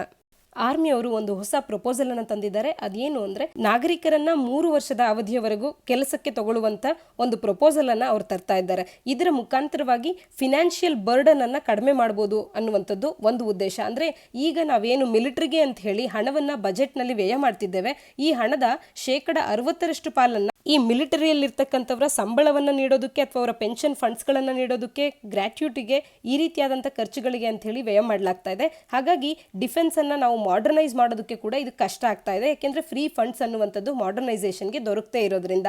ಆದ್ದರಿಂದ ಈ ರೀತಿಯ ಒಂದು ಹೊಸ ಪ್ರಪೋಸಲನ್ನು ಆರ್ಮಿಯವರು ಪ್ರಪೋಸ್ ಮಾಡ್ತಾ ಇದ್ದಾರೆ. ಇದಿನ್ನೂ ಪ್ರಪೋಸಲ್ ಅಥವಾ ಕನ್ಸಿಡರೇಷನ್ ಸ್ಟೇಜ್ನಲ್ಲಿ ಇದೆ. ಇದು ಕನ್ಸಿಡರ್ ಆದಂಥ ಸಂದರ್ಭದಲ್ಲಿ ಟೂರ್ ಆಫ್ ಡ್ಯೂಟಿ ಅಥವಾ ಶಾರ್ಟ್ ಸರ್ವಿಸ್ನ ಹೆಸರಿನಲ್ಲಿ ನಾಗರಿಕರು 3 ವರ್ಷಗಳ ಅವಧಿಗೆ ಮಿಲಿಟರಿನಲ್ಲಿ ಕೆಲಸ ಮಾಡಬಹುದಾಗುತ್ತೆ. ಮೊದಲು ಒಂದು ಟ್ರಯಲ್ ಬೇಸಿಸ್ನಲ್ಲಿ ಲಿಮಿಟೆಡ್ ನಂಬರ್ ಆಫ್ ವೇಕೆನ್ಸೀಸ್ಗಳಿಗೆ ಈ 3 ವರ್ಷದ ಅವಧಿಯ ಟೂರ್ ಆಫ್ ಡ್ಯೂಟಿಯನ್ನು ಅಥವಾ ಶಾರ್ಟ್ ಸರ್ವಿಸಸ್ ಅನ್ನ ಫಿಲ್ ಮಾಡಿಕೊಳ್ಳಲಾಗುತ್ತೆ. ನಂತರದಲ್ಲಿ ಈ ರೀತಿಯ ಶಾರ್ಟ್ ಸರ್ವಿಸಸ್ನ ಸಂಖ್ಯೆಯನ್ನು ಹೆಚ್ಚು ಮಾಡೋದನ್ನ ಗಮನಿಸಬಹುದಾಗುತ್ತೋ ಏನೋ. ಸದ್ಯದಲ್ಲಿ ಇದಿನ್ನು ಕನ್ಸಿಡರೇಷನ್ ಸ್ಟೇಜ್ನಲ್ಲಿದೆ. ಇದರ ಮುಖಾಂತರವಾಗಿ ಫಿನಾನ್ಷಿಯಲ್ ಬರ್ಡನ್ ಅನ್ನ, ಈಗೇನು ಡಿಫೆನ್ಸ್ ಬಜೆಟ್ನಲ್ಲಿ ಆಗ್ತಾ ಇರುವಂಥ ಫಿನಾನ್ಷಿಯಲ್ ಬರ್ಡನ್ ಅನ್ನ ಕಡಿಮೆ ಮಾಡುವಂಥದ್ದು, ನಮ್ಮ ಡಿಫೆನ್ಸ್ ಅನ್ನ ಮಾಡರ್ನೈಸ್ ಮಾಡುವಂಥದ್ದು, ಡಿಫೆನ್ಸ್ ಎಕ್ವಿಪ್ಮೆಂಟ್ಸ್ಗಳನ್ನು, ಹೊಸ ಮಾಡರ್ನೈಸ್ಡ್ ಎಕ್ವಿಪ್ಮೆಂಟ್ಸ್ಗಳನ್ನು ನಾವು ಇದರಿಂದ ಕೊಂಡುಕೊಳ್ಳಬಹುದಾಗುತ್ತೆ. ಮತ್ತು ನಮ್ಮಲ್ಲಿರ್ತಕ್ಕಂಥ ಅನ್ಎಂಪ್ಲಾಯ್ಡ್ ಯೂತ್ಸ್ಗಳಿಗೆ ಒಂದು ಕೆಲಸವನ್ನ ಕೂಡ ನೀಡಿದ ಹಾಗೆ ಆಗುತ್ತೆ. ಈ ಪ್ರಪೋಸಲ್ನ ಪ್ರಕಾರವಾಗಿ ಸಿವಿಲಿಯನ್ಸ್ಗಳನ್ನ ಆಫೀಸರ್ಸ್ಗಳನ್ನಾಗಿ ಕೂಡ ಆಯ್ಕೆ ಮಾಡಿಕೊಳ್ಳಲಾಗುತ್ತೆ ಮತ್ತು ಇನ್ನುಳಿದಂತ ಅದರ್ ರ್ಯಾಂಕ್ಸ್ಗಳಿಗೂ ಕೂಡ ಆಯ್ಕೆ ಮಾಡಿಕೊಳ್ಳಲಾಗುತ್ತೆ. ಸೆಲೆಕ್ಷನ್ ಕ್ರೈಟೀರಿಯಾವನ್ನ ಡೈಲ್ಯೂಟ್ ಮಾಡೋದಿಲ್ಲ ಅನ್ನೋದನ್ನು ಕೂಡ ಇಲ್ಲಿ ಸ್ಪಷ್ಟಪಡಿಸಿದ್ದಾರೆ. ಈ ಸ್ಕೀಮ್ನಿಂದಾಗಿ ಪೂರ್ಣ ಅವಧಿಯಲ್ಲಿ ಆರ್ಮಿಯಲ್ಲಿ ಇರೋದಕ್ಕೆ ಇಷ್ಟಪಡದೇ ಇದ್ರೂ ಕೂಡ ದೇಶಕ್ಕೋಸ್ಕರ ನಾವು ಒಂದಷ್ಟು ಹೋರಾಟವನ್ನು ಮಾಡಬೇಕು ಅಥವಾ ನಾನು ಯೂನಿಫಾರ್ಮ್ ಅನ್ನು ಹಾಕ್ಕೊಳ್ಬೇಕು ಅಂತ ಕನಸು ಕಾಣ್ತಿರ್ತಕ್ಕಂಥ ಎಷ್ಟೋ ಮಂದಿ ಯುವಕರಿಗೆ ಹೆಲ್ಪ್ ಆಗುವಂತ ಒಂದು ನಡೆ ಆಗುತ್ತೆ ಇದೇನಾದ್ರೂ ಜಾರಿಗೆ ಬಂದಂತದ್ದೇ ಆದಲ್ಲಿ. ಮತ್ತು ಭಾರತದ ಬೆಸ್ಟ್ ಕಾಲೇಜಸ್ಗಳಿಂದ ಇನ್ಕ್ಲೂಡಿಂಗ್ IITsಗಳಿಂದ ಕೂಡ ಇಂಡಿವಿಜುವಲ್ಸ್ಗಳನ್ನ ಈ ಒಂದು 3 ಇಯರ್ಸಿನ ಶಾರ್ಟ್ ಪೀರಿಯಡ್ ಸರ್ವಿಸಸ್ಗೆ ಅಟ್ರಾಕ್ಟ್ ಮಾಡುವಂತ ಉದ್ದೇಶವನ್ನು ಕೂಡ ಇವರು ಹೊಂದಿದ್ದಾರೆ. ಒಂದು ವೇಳೆ ಇದು ಜಾರಿಗೆ ಬಂದ್ರೆ ಎಷ್ಟೋ ಮಂದಿ ಕನಸು ಕಾಣ್ತಿರ್ತಕ್ಕಂಥ ಇಂಟೆಲೆಕ್ಚುಯಲ್ ಎನರ್ಜೆಟಿಕ್ ಯೂತ್ ನಮ್ಮ ಭಾರತದ ಮಿಲಿಟರಿ ಸರ್ವಿಸಸ್ ನಲ್ಲಿ ಎಂಟ್ರಿ ಪಡೆದ ಹಾಗಾಗುತ್ತೆ. ನಮ್ಮ ಸರ್ವಿಸಸ್ಸಿನ ಎಫಿಕಸಿ ಕೂಡ ಜಾಸ್ತಿ ಆಗುತ್ತೆ ಇದರಿಂದ ಅನ್ನೋದನ್ನ ಗಮನಿಸಬಹುದಾಗುತ್ತೆ. ಈ ಒಂದು ಸ್ಕೀಮ್ ನಾಡಿಯಲ್ಲಿ ಇಲ್ಲಿಗೆ ಕೆಲಸಕ್ಕೆ ಸೇರುವಂತವರಿಗೆ ಏನು ಲಾಭ ಆಗುತ್ತೆ ಅಂತ ಅಂದ್ರೆ ಟ್ಯಾಕ್ಸ್ ಫ್ರೀ ಇನ್ಕಮ್ ಅನ್ನ ಅವರು 3 ವರ್ಷದ ಅವಧಿವರೆಗೂ ಕಾಣಬಹುದಾಗುತ್ತೆ. ಮತ್ತು ಕಡೆಯಲ್ಲಿ ಅವರು ಸರ್ವಿಸ್ ಅನ್ನ ತೊರೆದು ಹೋಗುವಾಗ ಅವರಿಗೆ ಆಫೀಸರ್ ರ್ಯಾಂಕ್ ನಲ್ಲಿ ಇರುವಂತವರಿಗೆ ಒಂದು 5-6 ಲಕ್ಷದಷ್ಟು ಹಣ ಅನ್ನುವಂಥದ್ದು ಒಂದೇ ಬಾರಿ ಲಂಪ್ಸಮ್ ಆಗಿ ಸಿಗುತ್ತೆ. ಅಥವಾ ಇನ್ನುಳಿದ ಅದರ್ ರ್ಯಾಂಕ್ಸ್ ನಲ್ಲಿ ಇರೋರ್ಗೂ ಕೂಡ ಒಂದು 2-3 ಲಕ್ಷದಷ್ಟು ಹಣ ಅನ್ನುವಂಥದ್ದು ಸಿಗುತ್ತೆ. ಇದೊಂದು ಕಡೆ ನಮ್ಮ ಭಾರತದ ಮಿಲಿಟರಿ ಹಾಗೂ ಮಿಲಿಟರಿಗೆ ಸೇರಬೇಕು ಅಂದ್ಕೊಳ್ತಿರ್ತಕ್ಕಂಥ ಈಗಿನ ಯುವಕರೇನಿದ್ದಾರೆ ಇವರಿಬ್ಬರಿಗೂ ಕೂಡ ವಿನ್ ವಿನ್ ಸಿಚುಯೇಷನ್ ಥರ ಇರುತ್ತೆ. ಮಿಲಿಟರಿಗೆ ಈ ರೀತಿಯ ಒಂದು ಸ್ಕೀಮನ್ನು ತರೋದ್ರ ಮುಖಾಂತರವಾಗಿ ತನ್ನದೇ ಆದಂಥ ಬೆನಿಫಿಟ್ಸ್ಗಳನ್ನು ನಾವು ನೋಡ್ಬೋದಾಗುತ್ತೆ. ಮತ್ತು ಈ ರೀತಿಯ young and talented energetic enthusiastic ಯೂತ್ಗಳು ಈ 3 ವರ್ಷದ ಸರ್ವೀಸಸ್ನ ಒಳಗೆ ಬಂದು ಈ ಕೆಲಸವನ್ನು ಮಾಡೋದ್ರಿಂದಾಗಿ ಮಿಲಿಟರಿಯ ಎಫಿಕೆಸಿ ಕೂಡ ಜಾಸ್ತಿ ಆಗೋದನ್ನು ಕಾಣ್ಬೋದಾಗುತ್ತೆ. ಈ ರೀತಿಯಾಗಿ ದೇಶದ ಬಗ್ಗೆ ಕನಸು ಕೊಟ್ಕೊಂಡಿರ್ತಕ್ಕಂಥ ಯುವಕರು ಕಂಪ್ಲೀಟ್ ಆಗಿ ಮಿಲಿಟರಿ ಸರ್ವೀಸಸ್ನಲ್ಲಿ ಬರೋದಕ್ಕೆ ಅವ್ರಿಗೆ ಇಷ್ಟ ಇಲ್ಲ ಅಂದರೂ 3 ವರ್ಷದ ಅವಧಿಯವರೆಗೂ ಅವ್ರು ಯೂನಿಫಾರ್ಮನ್ನು ಹಾಕ್ಕೊಳ್ಳುವಂಥ ಅವ್ರ ಕನಸು ಕೂಡ ನನಸಾಗುತ್ತೆ. ಒಟ್ಟಿನಲ್ಲಿ ಇದು ಕಾಸ್ಟ್ ಫ್ಯಾಕ್ಟರನ್ನು ಕೂಡ ನಮ್ಮ ಮಿಲಿಟರಿಯವರಿಗೆ ಕಡಿಮೆ ಮಾಡುತ್ತೆ. ಈ ಮೂಲಕ ಮಿಲಿಟರಿಯನ್ನು ಕೂಡ ಮಾಡರ್ನೈಸ್ ಮಾಡೋದಕ್ಕೆ ಹೆಲ್ಪ್ ಆಗುತ್ತೆ. ಏಕೆಂದರೆ ಈಗಾಗಲೇ ನಾವು ಡಿಫೆನ್ಸ್ ಬಜೆಟ್ನಲ್ಲಿ 60% ಎಕ್ಸ್ಪೆಂಡಿಚರನ್ನು ಈ ರೀತಿಯ ಸಂಬಳ ಮತ್ತು ಪೆನ್ಷನ್ ಫಂಡ್ಸ್ಗಳು ಇವುಗಳನ್ನು ನೀಡೋದಕ್ಕೆ ನಾವು ವ್ಯಯ ಮಾಡ್ತಿರೋದ್ರಿಂದ ಈ ಹಣದ ಖರ್ಚನ್ನು ನಾವು ಕಡಿಮೆ ಮಾಡ್ಬೋದಾಗುತ್ತೆ. ಈ ಮೂಲಕ ಭಾರತದ ಮಿಲಿಟರಿಯನ್ನು ಮಾಡರ್ನೈಸ್ ಮಾಡೋದಕ್ಕೆ ಒಂದಷ್ಟು ಫ್ರೀ ಅಮೌಂಟ್ ಅನ್ನುವಂಥದ್ದು ಮಿಲಿಟರಿಗೂ ಕೂಡ ದೊರಕದಂತಾಗುತ್ತೆ. ಮುಂದಿನ article major stimulus package for MSMEs ಅನ್ನೋದಾಗಿದೆ. ಇದನ್ನು ನಾವು ಒಂದು ಡೀಪ್ನ ಎಡಿಟೋರಿಯಲ್ನೊಟ್ಟಿಗೆ ಅಂದರೆ ಲಿಕ್ವಿಡಿಟಿ ಲೈಫ್ ಲೈನ್ ಅನ್ನುವಂಥ ಈ ಎಡಿಟೋರಿಯಲ್ ಈ ಎರಡೂ ಕೂಡ ಒಂದೇ ಅಂಶದ ಬಗ್ಗೆ ಮಾತನಾಡ್ತಾ ಇರೋದ್ರಿಂದ ಎರಡನ್ನು ಕೂಡ ಒಟ್ಟಿಗೆ ನಾವು ಡಿಸ್ಕಸ್ ಮಾಡೋಣ. ಇದೆರಡನ್ನು ಕೂಡ ನಾವು Indian economy, issues relating to mobilisation of resources, growth and development, employment ಅನ್ನುವಂಥ ಸಿಲೆಬಸ್ನ ಅಡಿಯಲ್ಲಿ ಓದ್ಕೋಬೋದಾಗುತ್ತೆ. ಕೋವಿಡ್-19ನಿಂದ ಎಕಾನಮಿ ಮೇಲೆ ಆಗ್ತಿರುವಂಥ ನೆಗೆಟಿವ್ ಇಂಪ್ಯಾಕ್ಟ್ ಅನ್ನು ಸರಿದೂಗಿಸೋದಕ್ಕೆ ಅಂತ ಹೇಳಿ ಭಾರತದವರು ಒಂದು ಮೇಜರ್ ಸ್ಟಿಮ್ಯುಲಸ್ ಪ್ಯಾಕೇಜ್ ಅನ್ನು ಘೋಷಣೆ ಮಾಡ್ತಾ ಇದ್ದಾರೆ. 20 ಲಕ್ಷ ಕೋಟಿ ಹಣವನ್ನು ಇದಕ್ಕೆ ಅಂತ ಹೇಳಿ ವ್ಯಯ ಮಾಡ್ತಾ ಇದ್ದಾರೆ. It is almost 10% of our GDPನೇ ಆಗ್ತಾ ಇದೆ. ಅದರಲ್ಲಿ ಮೇಜರ್ ಸ್ಟಿಮ್ಯುಲಸ್ ಪ್ಯಾಕೇಜನ್ನು ನಿನ್ನೆಯಷ್ಟೇ ನಮ್ಮ ಫಿನಾನ್ಸ್ ಮಿನಿಸ್ಟರ್ ಅವರು ನಿರ್ಮಲಾ ಸೀತಾರಾಮನ್ ಅವರು ಘೋಷಣೆ ಮಾಡಿದ್ದು. ಇದರಲ್ಲಿ ಒಂದು ಮೇಜರ್ ಸ್ಟಿಮ್ಯುಲಸ್ ಪ್ಯಾಕೇಜನ್ನು MSMEನವರಿಗೆ ನೀಡ್ತಾ ಇದ್ದಾರೆ. ಇದರ ಕುರಿತಂತೆ ಒಟ್ಟಾರೆಯಾಗಿ ಆತ್ಮನಿರ್ಭರ್ ಭಾರತ್ ಅಭಿಯಾನ ಕುರಿತಂತೆ ನಾವಿಲ್ಲಿ ಡಿಸ್ಕಸ್ ಮಾಡೋಣ. ಈ ಸ್ಟಿಮ್ಯುಲಸ್ ಪ್ಯಾಕೇಜ್ನಲ್ಲಿ ಏನೇನಿದೆ ಮುಖ್ಯವಾಗಿ MSMEಗಳಿಗೆ ಅಂತ ಅಂದರೆ 3 ಲಕ್ಷ ಕೋಟಿ ಕೊಲ್ಯಾಟ್ರಲ್ ಫ್ರೀ ಲೋನನ್ನು ನೀಡಲಾಗ್ತಾ ಇದೆ. ಅಂದರೆ ಯಾವುದೇ ವಸ್ತುವನ್ನು ಅಥವಾ ಯಾವುದೇ ಒಂದು ಅವರ ಸ್ಥಳವನ್ನು ಕೊಲ್ಯಾಟ್ರಲ್ ಆಗಿ ಅಡ ಇಡದೆ ಫ್ರೀ ಲೋನನ್ನು ಕೊಲ್ಯಾಟ್ರಲ್ ಫ್ರೀ ಲೋನನ್ನು ಬಿಸ್ನೆಸ್ ಪರ್ಪಸ್ಸಿಗೆ especially micro small and medium enterprises MSMEಸ್ಗಳ ಬಿಸ್ನೆಸ್ ಪರ್ಪಸ್ಸಿಗೆ ಈಗ ನೀಡಲಾಗ್ತಾ ಇದೆ. ಕೇವಲ ಡೊಮೆಸ್ಟಿಕ್ ಫರ್ಮ್ಸ್ಗಳು ಮಾತ್ರವೇ 200 ಕೋಟಿವರೆಗೂ ಗೌರ್ಮೆಂಟ್ ಪ್ರೊಕ್ಯೂರ್ಮೆಂಟ್ಸ್ಗಳನ್ನು ಮಾಡಿಕೊಳ್ಳುವಂಥ ಬಿಡ್ಗಳಲ್ಲಿ ಭಾಗಿಯಾಗಬಹುದಾಗುತ್ತೆ ಇನ್ನು ಮುಂದೆ. ಈ ರೀತಿಯಿಂದಾಗಿ ಭಾರತದ ಡೊಮೆಸ್ಟಿಕ್ ಫರ್ಮ್ಸ್ಗಳಿಗೆ ಇನ್ಸೆಂಟಿವೈಸ್ ಮಾಡ್ತಿರೋದನ್ನು ಗಮನಿಸಬಹುದಾಗುತ್ತೆ. EPF ಡಿಡಕ್ಷನ್ನಲ್ಲಿ ಎಂಪ್ಲಾಯಿ ಮತ್ತು ಎಂಪ್ಲಾಯರ್ ಇಬ್ಬರು ಕೂಡ 12% ಪ್ಲಸ್ 12% ಅಂದರೆ 24% ಇನ್ವೆಸ್ಟ್ ಮಾಡಬೇಕಾಗಿತ್ತು. ಅಂದರೆ ಪ್ರತಿ ತಿಂಗಳು ಕೂಡ ಅಲ್ಲಿ ಅವರ ಸ್ಯಾಲರಿಯಲ್ಲಿ 24% ಡಿಡಕ್ಟ್ ಆಗ್ತಾ ಇತ್ತು. ಆದರೆ ಈಗ ಮುಂದಿನ 3 ತಿಂಗಳುಗಳ ಕಾಲ ಕೇವಲ 20% ಮಾತ್ರ ಡಿಡಕ್ಷನ್ ಆಗುತ್ತೆ. ಇದರಿಂದಾಗಿ ಸಂಬಳವನ್ನು ಪಡೆದಿರ್ತಕ್ಕಂಥ ಎಂಪ್ಲಾಯಿಗೆ ಹೆಚ್ಚಿನ ಹಣ ಅವನ ಕೈಗೆ ದೊರಕಿದಂತಾಗುತ್ತೆ. ಈ ರೀತಿಯ ನಡೆಗಳಿಂದ ಲಿಕ್ವಿಡಿಟಿಯನ್ನು ಹೆಚ್ಚಿಸುವಂತ ನಡೆಗಳನ್ನು ಕೂಡ ಇವರು ಸರ್ಕಾರದವರು ತರ್ತಾ ಇರೋದನ್ನ ಗಮನಿಸಬಹುದಾಗುತ್ತೆ. ಇನ್ನು ಇನ್ಫ್ರಾಸ್ಟ್ರಕ್ಚರ್ನ ವಿಚಾರಕ್ಕೆ ಬಂದರೆ ವಿದ್ಯುತ್ ಶಕ್ತಿಗೆ ಸಂಬಂಧಪಟ್ಟಂತ PSUಗಳೇನಿದೆ ಇವುಗಳು 90,000 ಕೋಟಿ ರೂಪಾಯಿಯನ್ನು ಆ ರಾಜ್ಯಗಳಲ್ಲಿರ್ತಕ್ಕಂಥ ಸ್ಟೇಟ್ ಡಿಸ್ಟ್ರಿಬ್ಯೂಷನ್ ಕಂಪನೀಸ್ಗಳೇನಿದೆ ಡಿಸ್ಕಾಮ್ಗಳು ಇವುಗಳಿಗೆ ನೀಡ್ತಾ ಇರೋದನ್ನು ಗಮನಿಸಬಹುದಾಗುತ್ತೆ. ಡೆಡ್ಲೈನನ್ನು ಏನು ನೀಡಿದ್ದಾರೆ ಈಗಾಗಲೇ ಕೆಲವೊಂದು ಪ್ರಾಜೆಕ್ಟ್ಸ್ಗಳಿಗೆ ಮತ್ತು ಪಬ್ಲಿಕ್ ಇನ್ಫ್ರಾಸ್ಟ್ರಕ್ಚರ್ ಕಾಂಟ್ರಾಕ್ಟ್ಸ್ಗಳಿಗೆ ಈ ಡೆಡ್ಲೈನನ್ನು ಕೂಡ ಎಕ್ಸ್ಟೆಂಡ್ ಮಾಡಲಾಗ್ತಾ ಇದೆ. ಇದರಿಂದ ಅವರಿಗೆ ಲಾಕ್ಡೌನ್ನಿಂದ ದೊರೆಯದಿದ್ದಂಥ ಸಮಯ ಅನ್ನುವಂಥದ್ದು ಈಗ ಆ ಕಂಪನೀಸ್ಗಳಿಗೆ ದೊರಕದಂತಾಗ್ತಾ ಇದೆ. ಈ ಸಮಯವನ್ನು ಅವರು ಬಳಕೆ ಮಾಡಿಕೊಂಡು ಇನ್ಫ್ರಾಸ್ಟ್ರಕ್ಚರ್ ಪ್ರಾಜೆಕ್ಟ್ಸ್ಗಳನ್ನು ಈ ಎಕ್ಸ್ಟೆಂಡೆಡ್ ಪೀರಿಯಡ್ನಲ್ಲಿ ಅವ್ರು ಕಂಪ್ಲೀಟ್ ಮಾಡ್ಬೋದಾಗುತ್ತೆ. ಸ್ಯಾಲರಿಡ್ ವರ್ಕರ್ಸ್ಗಳಿಗೆ ಮತ್ತು ಟ್ಯಾಕ್ಸ್ ಪೇಯರ್ಸ್ಗಳಿಗೂ ಕೂಡ ಒಂದಷ್ಟು ರಿಲೀಫನ್ನು ನೀಡ್ತಾ ಇದ್ದಾರೆ. ಯಾವ ಮೂಲಕ ಅಂತ ಅಂದರೆ ಇನ್ಕಮ್ ಟ್ಯಾಕ್ಸನ್ನು ನೀಡುವಂಥ ಡೆಡ್ಲೈನನ್ನು ಕೂಡ ಎಕ್ಸ್ಟೆಂಡ್ ಮಾಡಿದ್ದಾರೆ. ಈ ಎಕ್ಸ್ಟೆನ್ಷನ್ನ ಮೂಲಕವಾಗಿ ಟ್ಯಾಕ್ಸ್ ಪೇಯರ್ಸ್ಗೂ ಕೂಡ ಒಂದಷ್ಟು ರಿಲೀಫನ್ನು ನೀಡಿದಾಗ್ತಾ ಇದೆ. ಮತ್ತು TDS ಮತ್ತು TCS tax deduction at source ಮತ್ತು ಟ್ಯಾಕ್ಸ್ ಕಲೆಕ್ಷನ್ ಅಟ್ ಸೋರ್ಸ್ ಇವೆರಡು ಏನಿದೆ ಈ ಎರಡನ್ನು ಕೂಡ ಮುಂದಿನ ವರ್ಷಕ್ಕೆ 25% ಕಡಿಮೆ ಮಾಡ್ತಾ ಇದ್ದಾರೆ. ಇದು ಕೂಡ ಟ್ಯಾಕ್ಸ್ ಪೇಯರ್ಸ್ಗಳಿಗೆ ನೆರವಾಗುವಂಥ ಒಂದು ಪಾಯಿಂಟ್ ಆಗಿದೆ. ಫಿನಾನ್ಷಿಯಲ್ ಸೆಕ್ಟರ್ ಅನ್ನ ಗಮನಿಸೋದಾದ್ರೆ ಇಲ್ಲಿ NBFCsಗಳಿಗೆ ನಾನ್ ಬ್ಯಾಂಕಿಂಗ್ ಫಿನಾನ್ಷಿಯಲ್ ಕಂಪನೀಸ್ಗಳಿಗೆ 45,000 crore rupees ಅನ್ನ ಪಾರ್ಷಿಯಲ್ ಕ್ರೆಡಿಟ್ ಗ್ಯಾರಂಟಿಯ ರೂಪದಲ್ಲಿ ನೀಡಲಾಗ್ತಾ ಇದೆ. ಇನ್ನು ಮೈಕ್ರೋ ಫಿನಾನ್ಸ್ ಮತ್ತು NBFCsಗಳಿಗೆ ಹೌಸಿಂಗ್ ಫಿನಾನ್ಸ್ ಫರ್ಮ್ಸ್ಗಳಿಗೆ 30,000 ಕೋಟಿ ರೂಪಾಯಿಯನ್ನು ಸ್ಪೆಷಲ್ ಲಿಕ್ವಿಡಿಟಿ ಫಾರ್ಮ್ನಲ್ಲಿ ನೀಡಲಾಗ್ತಾ ಇದೆ. ಈ ಎಲ್ಲ ನಡೆಯ ಮೂಲಕ ಸೊಸೈಟಿಯಲ್ಲಿ ಲಿಕ್ವಿಡಿಟಿಯನ್ನು ಇಂಜೆಕ್ಟ್ ಮಾಡಿ ಈ ಮೂಲಕ ಬೇಡಿಕೆಯನ್ನು ಅಂದರೆ ಕನ್ಸಂಪ್ಷನನ್ನು ಡಿಮ್ಯಾಂಡನ್ನು ಹೆಚ್ಚುಗೊಳಿಸಿ ನಮ್ಮ ಎಕಾನಮಿಯನ್ನು ಎಂದಿನ ಸ್ಥಿತಿಗೆ ಮತ್ತೆ ಮರುಕಳಿಸುವಂತೆ ಮಾಡುವಂಥದ್ದು ಭಾರತ ಸರ್ಕಾರದ ಉದ್ದೇಶ ಆಗಿರುವಂಥದ್ದು. ಲಿಕ್ವಿಡಿಟಿ ಲೈಫ್ ಲೈನ್ ಈ ಎಡಿಟೋರಿಯಲ್ನಲ್ಲೂ ಸಹ MSMEsಗಳಿಗೆ ಮತ್ತು NBFCsಗಳಿಗೆ ಭಾರತ ಸರ್ಕಾರದವರು ನೀಡುತ್ತಿರುವಂತಹ ಮೇಜರ್ ಸ್ಟಿಮ್ಯುಲಸ್ ಪ್ಯಾಕೇಜ್ನ ಬಗ್ಗೆ ಡಿಸ್ಕಸ್ ಮಾಡಿದ್ದಾರೆ. ಇಲ್ಲಿನ ಲೇಖಕರ ಪ್ರಕಾರವಾಗಿ MSME ಮತ್ತು NBFCsಗಳಿಗೆ ಈ ಫಿನಾನ್ಷಿಯಲ್ ಹೆಲ್ಪ್ ಒಂದು ಮೋಸ್ಟ್ ನೀಡೆಡ್ ಆನ್ಸರ್ ಆಗಿತ್ತು ಈ ನಾನ್ ಬ್ಯಾಂಕಿಂಗ್ ಫಿನಾನ್ಷಿಯಲ್ ಕಂಪನೀಸ್ಗಳಿಗೆ ಮತ್ತು MSMEsಗಳಿಗೆ ಅಂತ ಹೇಳಿ ಇವರ ಅಭಿಪ್ರಾಯ ಆಗಿದೆ. MSMEsಗಳು ಒಂದು ರೀತಿಯ ಎಕ್ಸಿಸ್ಟೆನ್ಷಿಯಲ್ ಕ್ರೈಸಿಸ್ ಅನ್ನು ಎದುರಿಸ್ತಾ ಇದ್ರೆ ನಾನ್ ಬ್ಯಾಂಕಿಂಗ್ ಫಿನಾನ್ಷಿಯಲ್ ಕಂಪನೀಸ್ಗಳು ಲಿಕ್ವಿಡಿಟಿಯ ತೊಂದರೆಯನ್ನ ಎದುರಿಸ್ತಾ ಇತ್ತು. ಆದರೆ ಈ ರೀತಿಯ ಫಿನಾನ್ಷಿಯಲ್ ಸ್ಟಿಮ್ಯುಲಸ್ಗಳನ್ನ ಈಗ ನೀಡ್ತಾ ಇರುವಂತದ್ದು ಈ ಎರಡಕ್ಕೂ ಕೂಡ ಮತ್ತೆ ಅವು ಚೇತರಿಸಿಕೊಳ್ಳುವಂತೆ ಮಾಡ್ತಾ ಇದೆ ಅಂತ ಹೇಳಿ ಲೇಖಕರ ಅಭಿಪ್ರಾಯ ಆಗಿದೆ. MSMEsಗಳಿಗೆ ಅಂತ ಹೇಳಿ ಮ್ಯಾಸಿವ್ 3 ಲಕ್ಷ ಕೋಟಿ ಕೊಲ್ಯಾಟ್ರಲ್ ಫ್ರೀ ಅಸಿಸ್ಟೆನ್ಸ್ ಅನ್ನ ಏನ್ ನೀಡ್ತಾ ಇದ್ದಾರೆ, ಇದು ಈ MSMEsಗಳ ಆಪರೇಷನ್ಸ್ಗಳು ಮತ್ತೆ ಪುನಶ್ಚೇತನಗೊಂಡು ಮತ್ತೆ ಅವು ರಿವ್ಯಾಂಪ್ ಆಗೋದಕ್ಕೆ ಸಾಧ್ಯ ಆಗುವಂತೆ ಮಾಡುವಂತ ಒಂದು ನಡೆ ಅನ್ನುವಂಥದ್ದು ಇವರ ಅಭಿಪ್ರಾಯ ಆಗಿದೆ. ಸಾವರಿನ್ ಕ್ರೆಡಿಟ್ ಗ್ಯಾರಂಟಿಯನ್ನ ನಮ್ಮ ಸರ್ಕಾರದವರು ನೀಡ್ತಾ ಇರುವಂತದ್ದು, ಇದರಿಂದಾಗಿ ಬ್ಯಾಂಕ್ಗಳು MSMEsಗಳಿಗೆ ಲೋನ್ ಅನ್ನು ಕೊಡೋದಕ್ಕೆ ಇನ್ನು ಮುಂದೆ ಬರುತ್ತೆ. ಆದರೆ ಇದುವರೆಗೂ ಕೂಡ RBIನವರು ಈ MSMEsಗಳಿಗೆ ಲೋನ್ ಅನ್ನು ನೀಡುವಂತೆ ಹೇಳ್ತಾ ಇದ್ರು ಕೂಡ ಬ್ಯಾಂಕ್ಗಳು MSMEsಗಳಿಗೆ ಲೋನ್ ಅನ್ನು ನೀಡೋದಕ್ಕೆ ಮುಂದೆ ಬರ್ತಾ ಇರಲಿಲ್ಲ. ಆದರೆ ಈಗ ಸಾವರಿನ್ ಕ್ರೆಡಿಟ್ ಗ್ಯಾರಂಟಿ ಇರೋದ್ರಿಂದ ಅಂದ್ರೆ ಭಾರತ ಸರ್ಕಾರದವರೇ ಈ MSMEsಗಳಿಗೆ ನೀಡುವಂತ ಹಣಕ್ಕೆ ಹೊರೆಯನ್ನ ಹೊಟ್ಕೊಳ್ತಾ ಇದ್ದಾರೆ. MSMEsಗಳು ಯಾವುದೇ ಕೊಲ್ಯಾಟ್ರಲ್ ಇಲ್ಲದೆ ಸಾಲವನ್ನ ಪಡಿಬೋದಾಗಿದೆ. ಹಾಗಾಗಿ ಇದರ ಹೊಣೆಯನ್ನ ಸಾವರಿನ್ ಅವರು ಅಂದ್ರೆ ಭಾರತ ಸರ್ಕಾರದವರು ಹೊತ್ಕೊಳ್ಳೋದ್ರಿಂದಾಗಿ ಈ ಬ್ಯಾಂಕ್ಗಳು ಇನ್ನು ಮುಂದೆ ಯಾವುದೇ ಸಮಸ್ಯೆ ಇಲ್ಲದೆ MSMEsಗಳಿಗೆ ಲೋನ್ ಅನ್ನ ನೀಡುವಂತಾಗುತ್ತೆ. ಇದರಿಂದ MSMEsಗಳು ಪುನಶ್ಚೇತನಗೊಳ್ಳುತ್ತೆ ಅನ್ನುವಂಥದ್ದು ಲೇಖಕರ ಅಭಿಪ್ರಾಯ ಆಗಿದೆ. ಆದರೆ ಈ ಪ್ಯಾಕೇಜ್ ಅನ್ನ ಅನೌನ್ಸ್ ಮಾಡುವಾಗ ಸರ್ಕಾರದವರು ಇಂಟ್ರೆಸ್ಟ್ ಕ್ಯಾಪ್ ಅನ್ನ ಹಾಕಬೇಕಾಗಿತ್ತು.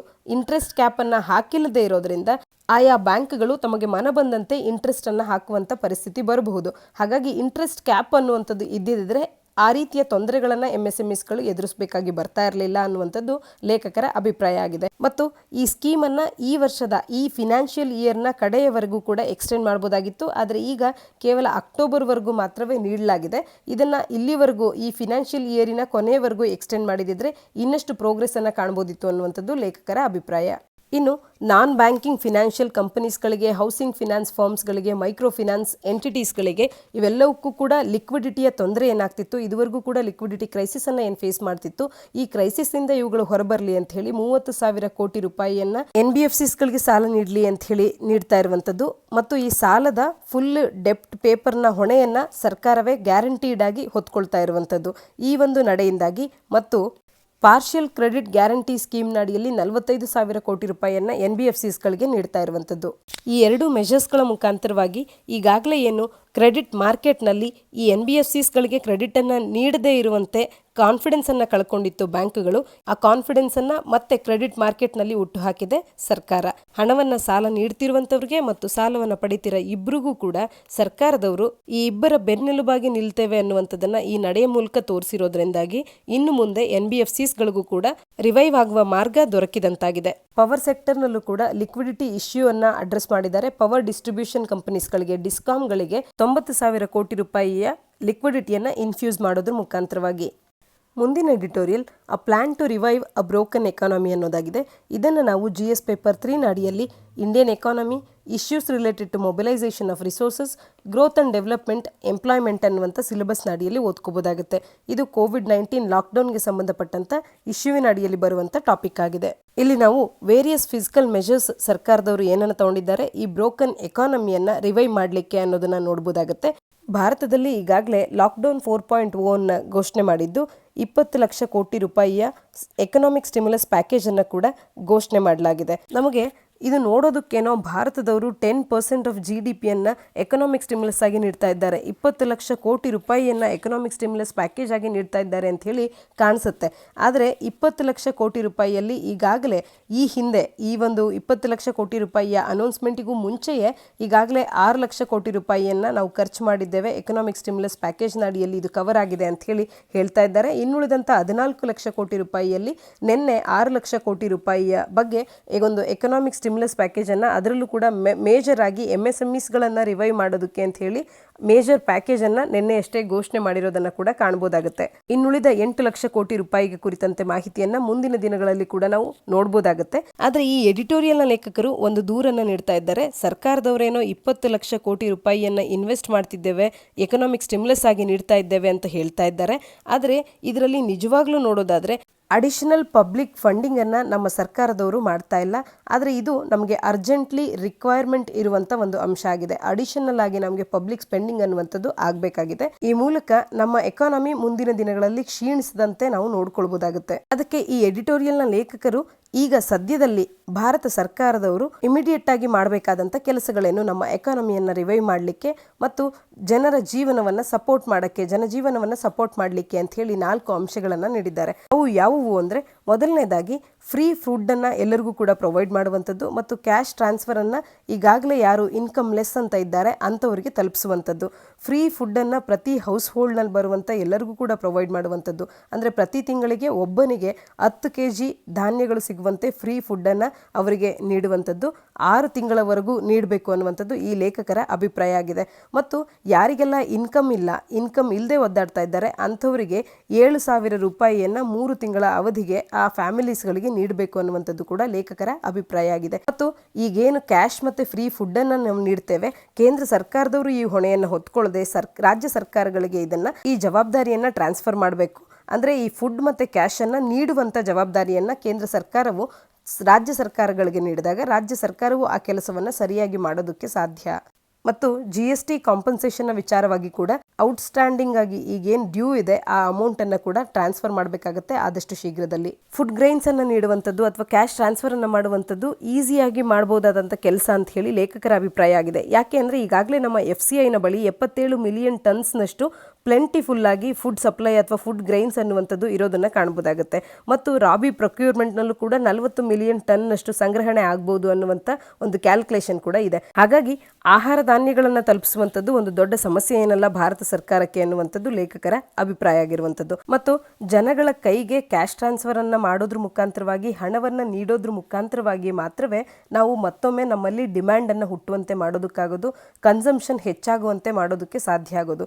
ಇದರಿಂದ ನಮ್ಮ ಎಕಾನಮಿಕ್ ರಿವೈವಲ್ ಆಗೋದಕ್ಕೆ ಸ್ಟಿಮ್ಯುಲಸ್ ಅನ್ನು ಡೈರೆಕ್ಟ್ ಆಗಿ ದೊರಕಿಸಿದಂತೆ ಆಗುತ್ತೆ. ಆದರೆ ಮುಂದಿನ ದಿನಗಳಲ್ಲಿ ಗ್ಲೋಬಲ್ ಆರ್ಡರ್ ಅನ್ನುವಂಥದ್ದು ಈಗೇನಿದೆ ಅದೇ ರೀತಿಯಾಗಿ ಇರೋದಿಲ್ಲ. ಲಾಕ್ಡೌನ್ನ ನಂತರದಲ್ಲಿ ಸಾಕಷ್ಟು ಕಾರಣಗಳಿಂದಾಗಿ ಹಲವಾರು ಬದಲಾವಣೆಗಳನ್ನು ನಾವು ಕಾಣ್ಬೋದಾಗುತ್ತೆ. ಮೊದಲನೇದಾಗಿ ಮಿಲಿಯನ್ಸ್ ಆಫ್ ಮೈಗ್ರೆಂಟ್ ವರ್ಕರ್ಸ್ಗಳು ಈಗಾಗಲೇ ಸಾಕಷ್ಟು ನೋವನ್ನು ಅನುಭವಿಸ್ತಾ ಇದ್ದಾರೆ. ಅವರು ತಮ್ಮ ಮನೆಗಳಿಗೆ ಹಿಂದಿರುಗ್ತಾ ಇದ್ದಾರೆ. ಈ ರೀತಿ ತಮ್ಮ ಮನೆಗಳಿಗೆ ಹಿಂದಿರುಗಿದಂಥ ಮಿಲಿಯನ್ಸ್ ಆಫ್ ಮೈಗ್ರೆಂಟ್ ವರ್ಕರ್ಸ್ಗಳು ಮತ್ತೆ ಆದಷ್ಟು ಶೀಘ್ರದಲ್ಲಿಯೇ ಈ ವಲಸಿಗ ಕಾರ್ಮಿಕರೇನಿದ್ರು ಇವರು ಟೌನ್ಗಳಿಗೆ ಅಥವಾ ಅರ್ಬನ್ ಏರಿಯಾಸ್ಗಳಿಗೆ ರಿಟರ್ನ್ ಆಗಿ ಮತ್ತೆ ಅವರ ಕೆಲಸಗಳನ್ನು ಪ್ರಾರಂಭ ಮಾಡೋದು ಅಷ್ಟು ಸುಲಭದ ಮಾತೇನಲ್ಲ. ಮುಂದಿನ ದಿನಗಳಲ್ಲಿ ಈ ಹಿಂದೆ ಇದ್ದಂಥ ಗ್ಲೋಬಲೈಸೇಷನನ್ನು ನಾವು ನೋಡೋದಕ್ಕೆ ಕಷ್ಟ ಆಗುತ್ತೆ.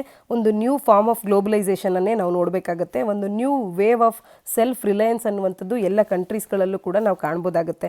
ಹಾಗಾಗಿ ಭಾರತವು ಕೂಡ ನಮ್ಮ ಡೊಮೆಸ್ಟಿಕ್ ಮಾರ್ಕೆಟ್ನ ಮೇಲೆ ಡಿಪೆಂಡ್ ಆಗಬೇಕಾಗತ್ತೆ. ಹಾಗಾಗಿ ನಾವು ನಮ್ಮ ಹೋಮ್ ಮಾರ್ಕೆಟನ್ನು ಸಸ್ಟೈನ್ ಮಾಡ್ಕೊಳ್ಬೇಕಾಗತ್ತೆ. ಆದರೆ ಈ ಡೊಮೆಸ್ಟಿಕ್ ಮಾರ್ಕೆಟ್ ಅನ್ನುವಂಥದ್ದು ನಮ್ಮ ಅಗ್ರಿಕಲ್ಚರಿನ ಗ್ರೋತ್ ಯಾವ ರೀತಿ ಆಗುತ್ತೆ ಅದರ ಮೇಲೆ ಈ ಡೊಮೆಸ್ಟಿಕ್ ಮಾರ್ಕೆಟಿನ ಗ್ರೋತ್ ಕೂಡ ಡಿಟರ್ಮೈನ್ ಆಗೋದ್ರಿಂದ ಅಗ್ರಿಕಲ್ಚರಲ್ ಏರಿಯಾವನ್ನು, ಅಗ್ರಿಕಲ್ಚರಲ್ ಸೆಕ್ಟರ್ ಅನ್ನ ಬೂಸ್ಟ್ ಮಾಡೋದಕ್ಕೆ ಅರ್ಜೆಂಟ್ ಆಗಿ ನಾವು ಸಾಕಷ್ಟು ಮೆಜರ್ಸ್ಗಳನ್ನು ತಗೊಳ್ಬೇಕಾಗುತ್ತೆ. ಈಗಾಗಲೇ ಸಾಕಷ್ಟು ಮಂದಿ ಮೈಗ್ರೆಂಟ್ ವರ್ಕರ್ಸ್ಗಳು ತಮ್ಮ ಊರುಗಳಿಗೆ ತಲುಪಿರೋದನ್ನು ಗಮನಿಸಬಹುದಾಗುತ್ತೆ. ಹಾಗಾಗಿ ಅವರಿಗೆ ಅಲ್ಲಿ ಕೆಲಸವನ್ನು ದೊರಕಿಸ್ಕೊಡೋದಕ್ಕೋಸ್ಕರ MG ನರೇಗಾದ ಕೆಲಸಗಳನ್ನು ಇನ್ನು ಮುಂದೆ ಹೆಚ್ಚು ಮಾಡಬೇಕಾಗುತ್ತೆ. ಮತ್ತು 100 ದಿನಗಳು ಮಾತ್ರವೇ ಏನು ಒಬ್ಬ ಹೌಸ್ ಹೋಲ್ಡ್ಗೆ ಅಂತ ಹೇಳಿ 100 ಡೇ ಲಿಮಿಟ್ ಏನಿದೆ ಅದನ್ನು ಕೂಡ ವೃದ್ಧಿಸಬೇಕಾಗತ್ತೆ. ಆಲ್ ಅಡಲ್ಟ್ಸ್ಗಳಿಗೆ ಯಾರು who are willing to work ಅಂಥವರಿಗೆ ಎನಿ ಲಿಮಿಟೇಷನ್ಸ್ ಇಲ್ಲದೆ ಕೆಲಸ ಅನ್ನುವಂಥದ್ದು ದೊರಕುವಂತೆ MG ನರೇಗಾದ ವರ್ಕನ್ನು ರಿವ್ಯಾಂಪ್ ಮಾಡಬೇಕಾಗತ್ತೆ. ಮತ್ತು ಅಗ್ರಿಕಲ್ಚರಲ್ ಕನ್ಸ್ಟ್ರಕ್ಷನ್ ವರ್ಕ್ಸ್ಗಳಿಗೆ ಮಾತ್ರವೇ ಈ MG ನರೇಗಾದ ವರ್ಕ್ಸ್ಗಳನ್ನು ಸೀಮಿತಗೊಳಿಸದೆ ಇನ್ನು ಮುಂದೆ ರೂರಲ್ ಎಂಟರ್ಪ್ರೈಸಸ್ಗಳಿಗೆ ಕೇರ್ ಆಕ್ಟಿವಿಟೀಸ್ಗಳಲ್ಲೂ ಕೂಡ ಈ MG ನರೇಗಾದ ವರ್ಕ್ಸ್ಗಳು ಇನ್ವಾಲ್ವ್ ಆಗುವಂತೆ ನೋಡ್ಕೊಳ್ಬೇಕಾಗತ್ತೆ. MG ನರೇಗಾದ ಕೆಲಸಗಳನ್ನು ಹೆಚ್ಚು ಮಾಡೋದ್ರಿಂದ ಮತ್ತು ಅವರ ಸಂಬಳವನ್ನು ಹೆಚ್ಚು ಮಾಡೋದ್ರಿಂದ, ಅವರ ವೇಜಸ್ ಅನ್ನು ಹೆಚ್ಚು ಮಾಡೋದ್ರಿಂದ ಅಗ್ರಿಕಲ್ಚರ್ ಸೆಕ್ಟರ್ ಅನ್ನು ಕೂಡ ರಿವ್ಯಾಂಪ್ ಮಾಡಿದಾಗೆ ಆಗುತ್ತೆ. ಮತ್ತು ಈ ಅಗ್ರಿಕಲ್ಚರಲ್ ಗ್ರೋತ್ ಅನ್ನು ಮಾಡೋದ್ರಿಂದಾಗಿ ಇದು ಇಂಟರ್ನ್ ಆಗಿ ರೂರಲ್ ಎಂಟರ್ಪ್ರೈಸಸ್ ಅನ್ನು ಕೂಡ ಪ್ರಮೋಟ್ ಮಾಡುತ್ತೆ. ಈ ರೀತಿ MG ನರೇಗಾದ ವರ್ಕ್ಸ್ ಗಳನ್ನ ಹೆಚ್ಚುಗೊಳಿಸೋದ್ರಿಂದ ಮತ್ತು ರೂರಲ್ ಎಂಟರ್ಪ್ರೈಸಸ್ ಗಳನ್ನ ಪ್ರಮೋಟ್ ಮಾಡೋದ್ರಿಂದ ಇದರಿಂದ ಸಬ್ಸ್ಟಾನ್ಷಿಯಲ್ ರೂರಲ್ ಎಂಪ್ಲಾಯ್ಮೆಂಟ್ ಅನ್ನು ಕೂಡ ಜನರೇಟ್ ಮಾಡಿದಾಗೆ ಆಗುತ್ತೆ. ಇನ್ನು ಅರ್ಬನ್ ಏರಿಯಾಸ್ಗಳಲ್ಲಿ MSMEಸ್ಗಳನ್ನು ರಿವೈವ್ ಮಾಡುವಂಥ ಅವಶ್ಯಕತೆ ಇದೆ. ಕಡೆಯದಾಗಿ ಪಬ್ಲಿಕ್ ಎಕ್ಸ್ಪೆಂಡಿಚರನ್ನು ಇನ್ಕ್ರೀಸ್ ಮಾಡಬೇಕಾಗತ್ತೆ. ಶಿಕ್ಷಣದ ಮೇಲೆ ಆಗಿರ್ಬೋದು, ಆರೋಗ್ಯದ ವಿಚಾರದಲ್ಲಿ ಆಗಿರ್ಬೋದು, ಗ್ರಾಮೀಣ ಮತ್ತು ನಗರ ಎರಡೂ ಪ್ರದೇಶಗಳಲ್ಲಿರ್ತಕ್ಕಂಥ ಬಡ ಜನರಿಗೆ ಈ ಪಬ್ಲಿಕ್ ಎಕ್ಸ್ಪೆಂಡಿಚರನ್ನು ಇನ್ಕ್ರೀಸ್ ಮಾಡಿ ಅದರಿಂದ ಆಗಬಹುದಾದಂಥ ಅನುಕೂಲತೆಗಳನ್ನು ಪಡೆಯುವಂಥ ಅವಶ್ಯಕತೆ ಅಂತೂ ಬಹಳನೇ ಇರೋದ್ರಿಂದಾಗಿ ಪಬ್ಲಿಕ್ ಎಕ್ಸ್ಪೆಂಡಿಚರನ್ನು ಸಿಗ್ನಿಫಿಕೆಂಟ್ ಆಗಿ ಇನ್ಕ್ರೀಸ್ ಮಾಡಬೇಕಾಗತ್ತೆ. ಇನ್ನು ಕೇರ್ ಎಕಾನಮಿ ಕೂಡ ಇಮ್ಮೆನ್ಸ್ ಸ್ಕೋಪನ್ನು ಪ್ರೊವೈಡ್ ಮಾಡ್ತಾ ಇದೆ ಎಂಪ್ಲಾಯ್ಮೆಂಟನ್ನು ಜನರೇಟ್ ಮಾಡೋದಕ್ಕೆ. ಮತ್ತು ಪಬ್ಲಿಕ್ ಎಂಪ್ಲಾಯ್ಮೆಂಟಲ್ಲಿ ಈಗೇನು ವೇಕೆನ್ಸೀಸ್ಗಳಿದೆ ಇವುಗಳನ್ನು ಕೂಡ ಇಮಿಡಿಯೇಟ್ ಆಗಿ ಫಿಲ್ ಮಾಡಬೇಕಾಗತ್ತೆ. ಆಶಾ ವರ್ಕರ್ಸ್ಗಳಿಗೆ ರೆಗ್ಯುಲರ್ ಗೌರ್ಮೆಂಟ್ ಎಂಪ್ಲಾಯೀಸ್ಗಳಂತೆ ಇನ್ನು ಮುಂದೆ ಟ್ರೀಟ್ ಮಾಡಬೇಕಾಗತ್ತೆ. ಅವರಿಗೆ ಒಂದು ಪ್ರಾಪರ್ ರೆಮ್ಯುನರೇಷನನ್ನು ಬೆನಿಫಿಟ್ಸ್ಗಳನ್ನು ಸರಿಯಾಗಿ ನೀಡೋದ್ರ ಮುಖಾಂತರವಾಗಿ ಆಶಾ ವರ್ಕರ್ಸ್ಗಳ ಸರ್ವೀಸಸ್ಸನ್ನು ಅರ್ಬನ್ ಪೂರ್ಗಳಿಗೆ ತಲುಪುವಂತೆ ಗ್ರೇಟರ್ ಎಕ್ಸ್ಪಾನ್ಷನನ್ನು ಮಾಡಬೇಕಾಗತ್ತೆ. ಈ ಎಲ್ಲ ಮೆಷರ್ಸ್ಗಳನ್ನೇನೋ ತಗೊಳ್ಬೇಕು ನಿಜ, ಆದರೆ ಈ ಮೆಷರ್ಸ್ಗಳಿಗೆ ಫಂಡಿಂಗ್ ಎಲ್ಲಿಂದ ಆಗುತ್ತೆ ಅಂತ ನೋಡೋದಾದರೆ ಮನಿಯನ್ನು ಪ್ರಿಂಟ್ ಮಾಡೋದ್ರ ಮುಖಾಂತರವಾಗಿ ಕೂಡ ಫಂಡಿಂಗನ್ನು ಮಾಡ್ಬೋದು. ಮೀಡಿಯಂ ಟರ್ಮಲ್ಲಿ ಪಬ್ಲಿಕ್ ರೆವಿನ್ಯೂಸ್ಗಳನ್ನೇ ಇನ್ಕ್ರೀಸ್ ಮಾಡ್ಬೋದು ಮತ್ತು ವೆಲ್ತ್ ಆ್ಯಂಡ್ ಇನ್ಹೆರಿಟೆನ್ಸ್ ಟ್ಯಾಕ್ಸೇಷನನ್ನು ಇಂಟ್ರೊಡ್ಯೂಸ್ ಮಾಡಬೇಕಾಗತ್ತೆ. ಈ ಮೂಲಕವಾಗಿ ಒಂದಷ್ಟು ಹಣವನ್ನು ಸರ್ಕಾರದವರು ಪಡ್ಕೊಳ್ಬೋದಾಗುತ್ತೆ. ಮಲ್ಟಿನ್ಯಾಷನಲ್ ಕಂಪನೀಸ್ಗಳಿಗೂ ಕೂಡ ಈಗೇನು ನಮ್ಮ ಲೋಕಲ್ ಕಂಪನೀಸ್ಗಳು ಕಟ್ತಾ ಇದ್ದಾವೆ ಅದೇ ರೀತಿಯಾಗಿ ಸೇಮ್ ಎಫೆಕ್ಟಿವ್ ರೇಟ್ನಲ್ಲಿ ಯೂನಿಟರಿ ಟ್ಯಾಕ್ಸೇಷನನ್ನು ತರಬೇಕಾಗತ್ತೆ. ಇದ್ರ ಮುಖಾಂತರವಾಗಿ ಕೂಡ ಸಬ್ಸ್ಟ್ಯಾನ್ಷಿಯಲ್ ಪಬ್ಲಿಕ್ ರೆವಿನ್ಯೂವನ್ನು ನಮ್ಮ ಸರ್ಕಾರದವರು ಪಡ್ಕೊಳ್ಬೋದಾಗತ್ತೆ. ಇದರಿಂದ ಈಗಾಗಲೇ ನಾವೇನು ಸಮಾಜದಲ್ಲಿ ನೋಡ್ತಾ ಇದ್ದೇವೆ ಇನ್ಕಮ್ ಇನ್ಇಕ್ವಾಲಿಟೀಸ್ ಇವು ಕೂಡ ಕಡಿಮೆ ಆಗುತ್ತೆ ಗ್ರೇಟರ್ ಅಮೌಂಟಲ್ಲಿ ಅಂತ ಹೇಳ್ಬೋದು. ಆದರೆ ಭಾರತ ಸರ್ಕಾರದವರು ಈ ನಡೆಯನ್ನು ಪಾಲಿಸಿದ್ದೇ ಆದಲ್ಲಿ ಹೆಚ್ಚಿನದಾಗಿ ಭಾರತದಿಂದ ಹೊರಗಡೆಗೆ ಅಂದರೆ ನಮ್ಮಲ್ಲಿ ಈಗಾಗಲೇ ಏನು ಹೂಡಿಕೆ ಆಗಿದೆ ಈ ಹೂಡಿಕೆಯ ಹೊರಹರಿವು ಆಗುತ್ತೆ ಅನ್ನುವಂಥದ್ದು ಕೆಲವರ ಅಭಿಪ್ರಾಯ. ಈ ರೀತಿಯ ಆರ್ಗ್ಯುಮೆಂಟ್ಸ್ ಬರ್ಬೋದು. ಆದರೆ ಈ ಆರ್ಗ್ಯುಮೆಂಟಿಗೆ ಕಾಂಟ್ರರಿ ಆಗುವಂತೆ ಫಾರಿನ್ ಕ್ಯಾಪಿಟಲ್ ಇನ್ವೆಸ್ಟ್ಮೆಂಟ್ಸ್ಗಳು ಕೂಡ ಗ್ರೋಯಿಂಗ್ ಎಕಾನಮೀಸ್ಗಳ ಕಡೆ ಅಟ್ರಾಕ್ಟ್ ಆಗ್ತಾ ಇದೆ ಮತ್ತು ಇಂಟರ್ನ್ಯಾಷನಲ್ ಮಾನಿಟರಿ ಫಂಡಿನ ಸ್ಪೆಷಲ್ ಡ್ರಾಯಿಂಗ್ ರೈಟ್ಸ್ನ ಮುಖಾಂತರವಾಗಿ ಕೂಡ ಭಾರತ ಸರ್ಕಾರದವರು ಈ ಅಡಿಷನಲ್ ಎಕ್ಸ್ಟರ್ನಲ್ ರಿಸೋರ್ಸಿಂದ ಕೂಡ ಫಿನಾನ್ಸಿಂಗ್ ಅನ್ನು ಮಾಡ್ಬೋದಾಗುತ್ತೆ. ಈ ಅಡಿಷನಲ್ ರಿಸೋರ್ಸಸ್ಗಳು 5 ಯೂನಿವರ್ಸಲ್ ಜಸ್ಟಿಸಬಲ್ ಇನ್ಸ್ಟಿಟ್ಯೂಷನ್ಸ್ಗಳನ್ನು ಫಿನಾನ್ಸ್ ಮಾಡೋದಕ್ಕೆ ಸಾಕಾಗುತ್ತೆ ಅಂತ ಹೇಳ್ತಾ ಇದ್ದಾರೆ. ಅದು ಯಾವುದು 5 ಯೂನಿವರ್ಸಲ್ ಜಸ್ಟಿಸಬಲ್ ಇನ್ಸ್ಟಿಟ್ಯೂಷನ್ಸ್ಗಳು ಅಂತ ನೋಡೋದಾದರೆ ಇವನ್ನ ಫಂಡಮೆಂಟಲ್ ಎಕನಾಮಿಕ್ ರೈಟ್ಸ್ ಅಂತ ಕೂಡ ಇವರು ಕರೀತಾ ಇದ್ದಾರೆ. Right to food, right to employment, right to free public health care, right to public education, old age pension and disability benefits.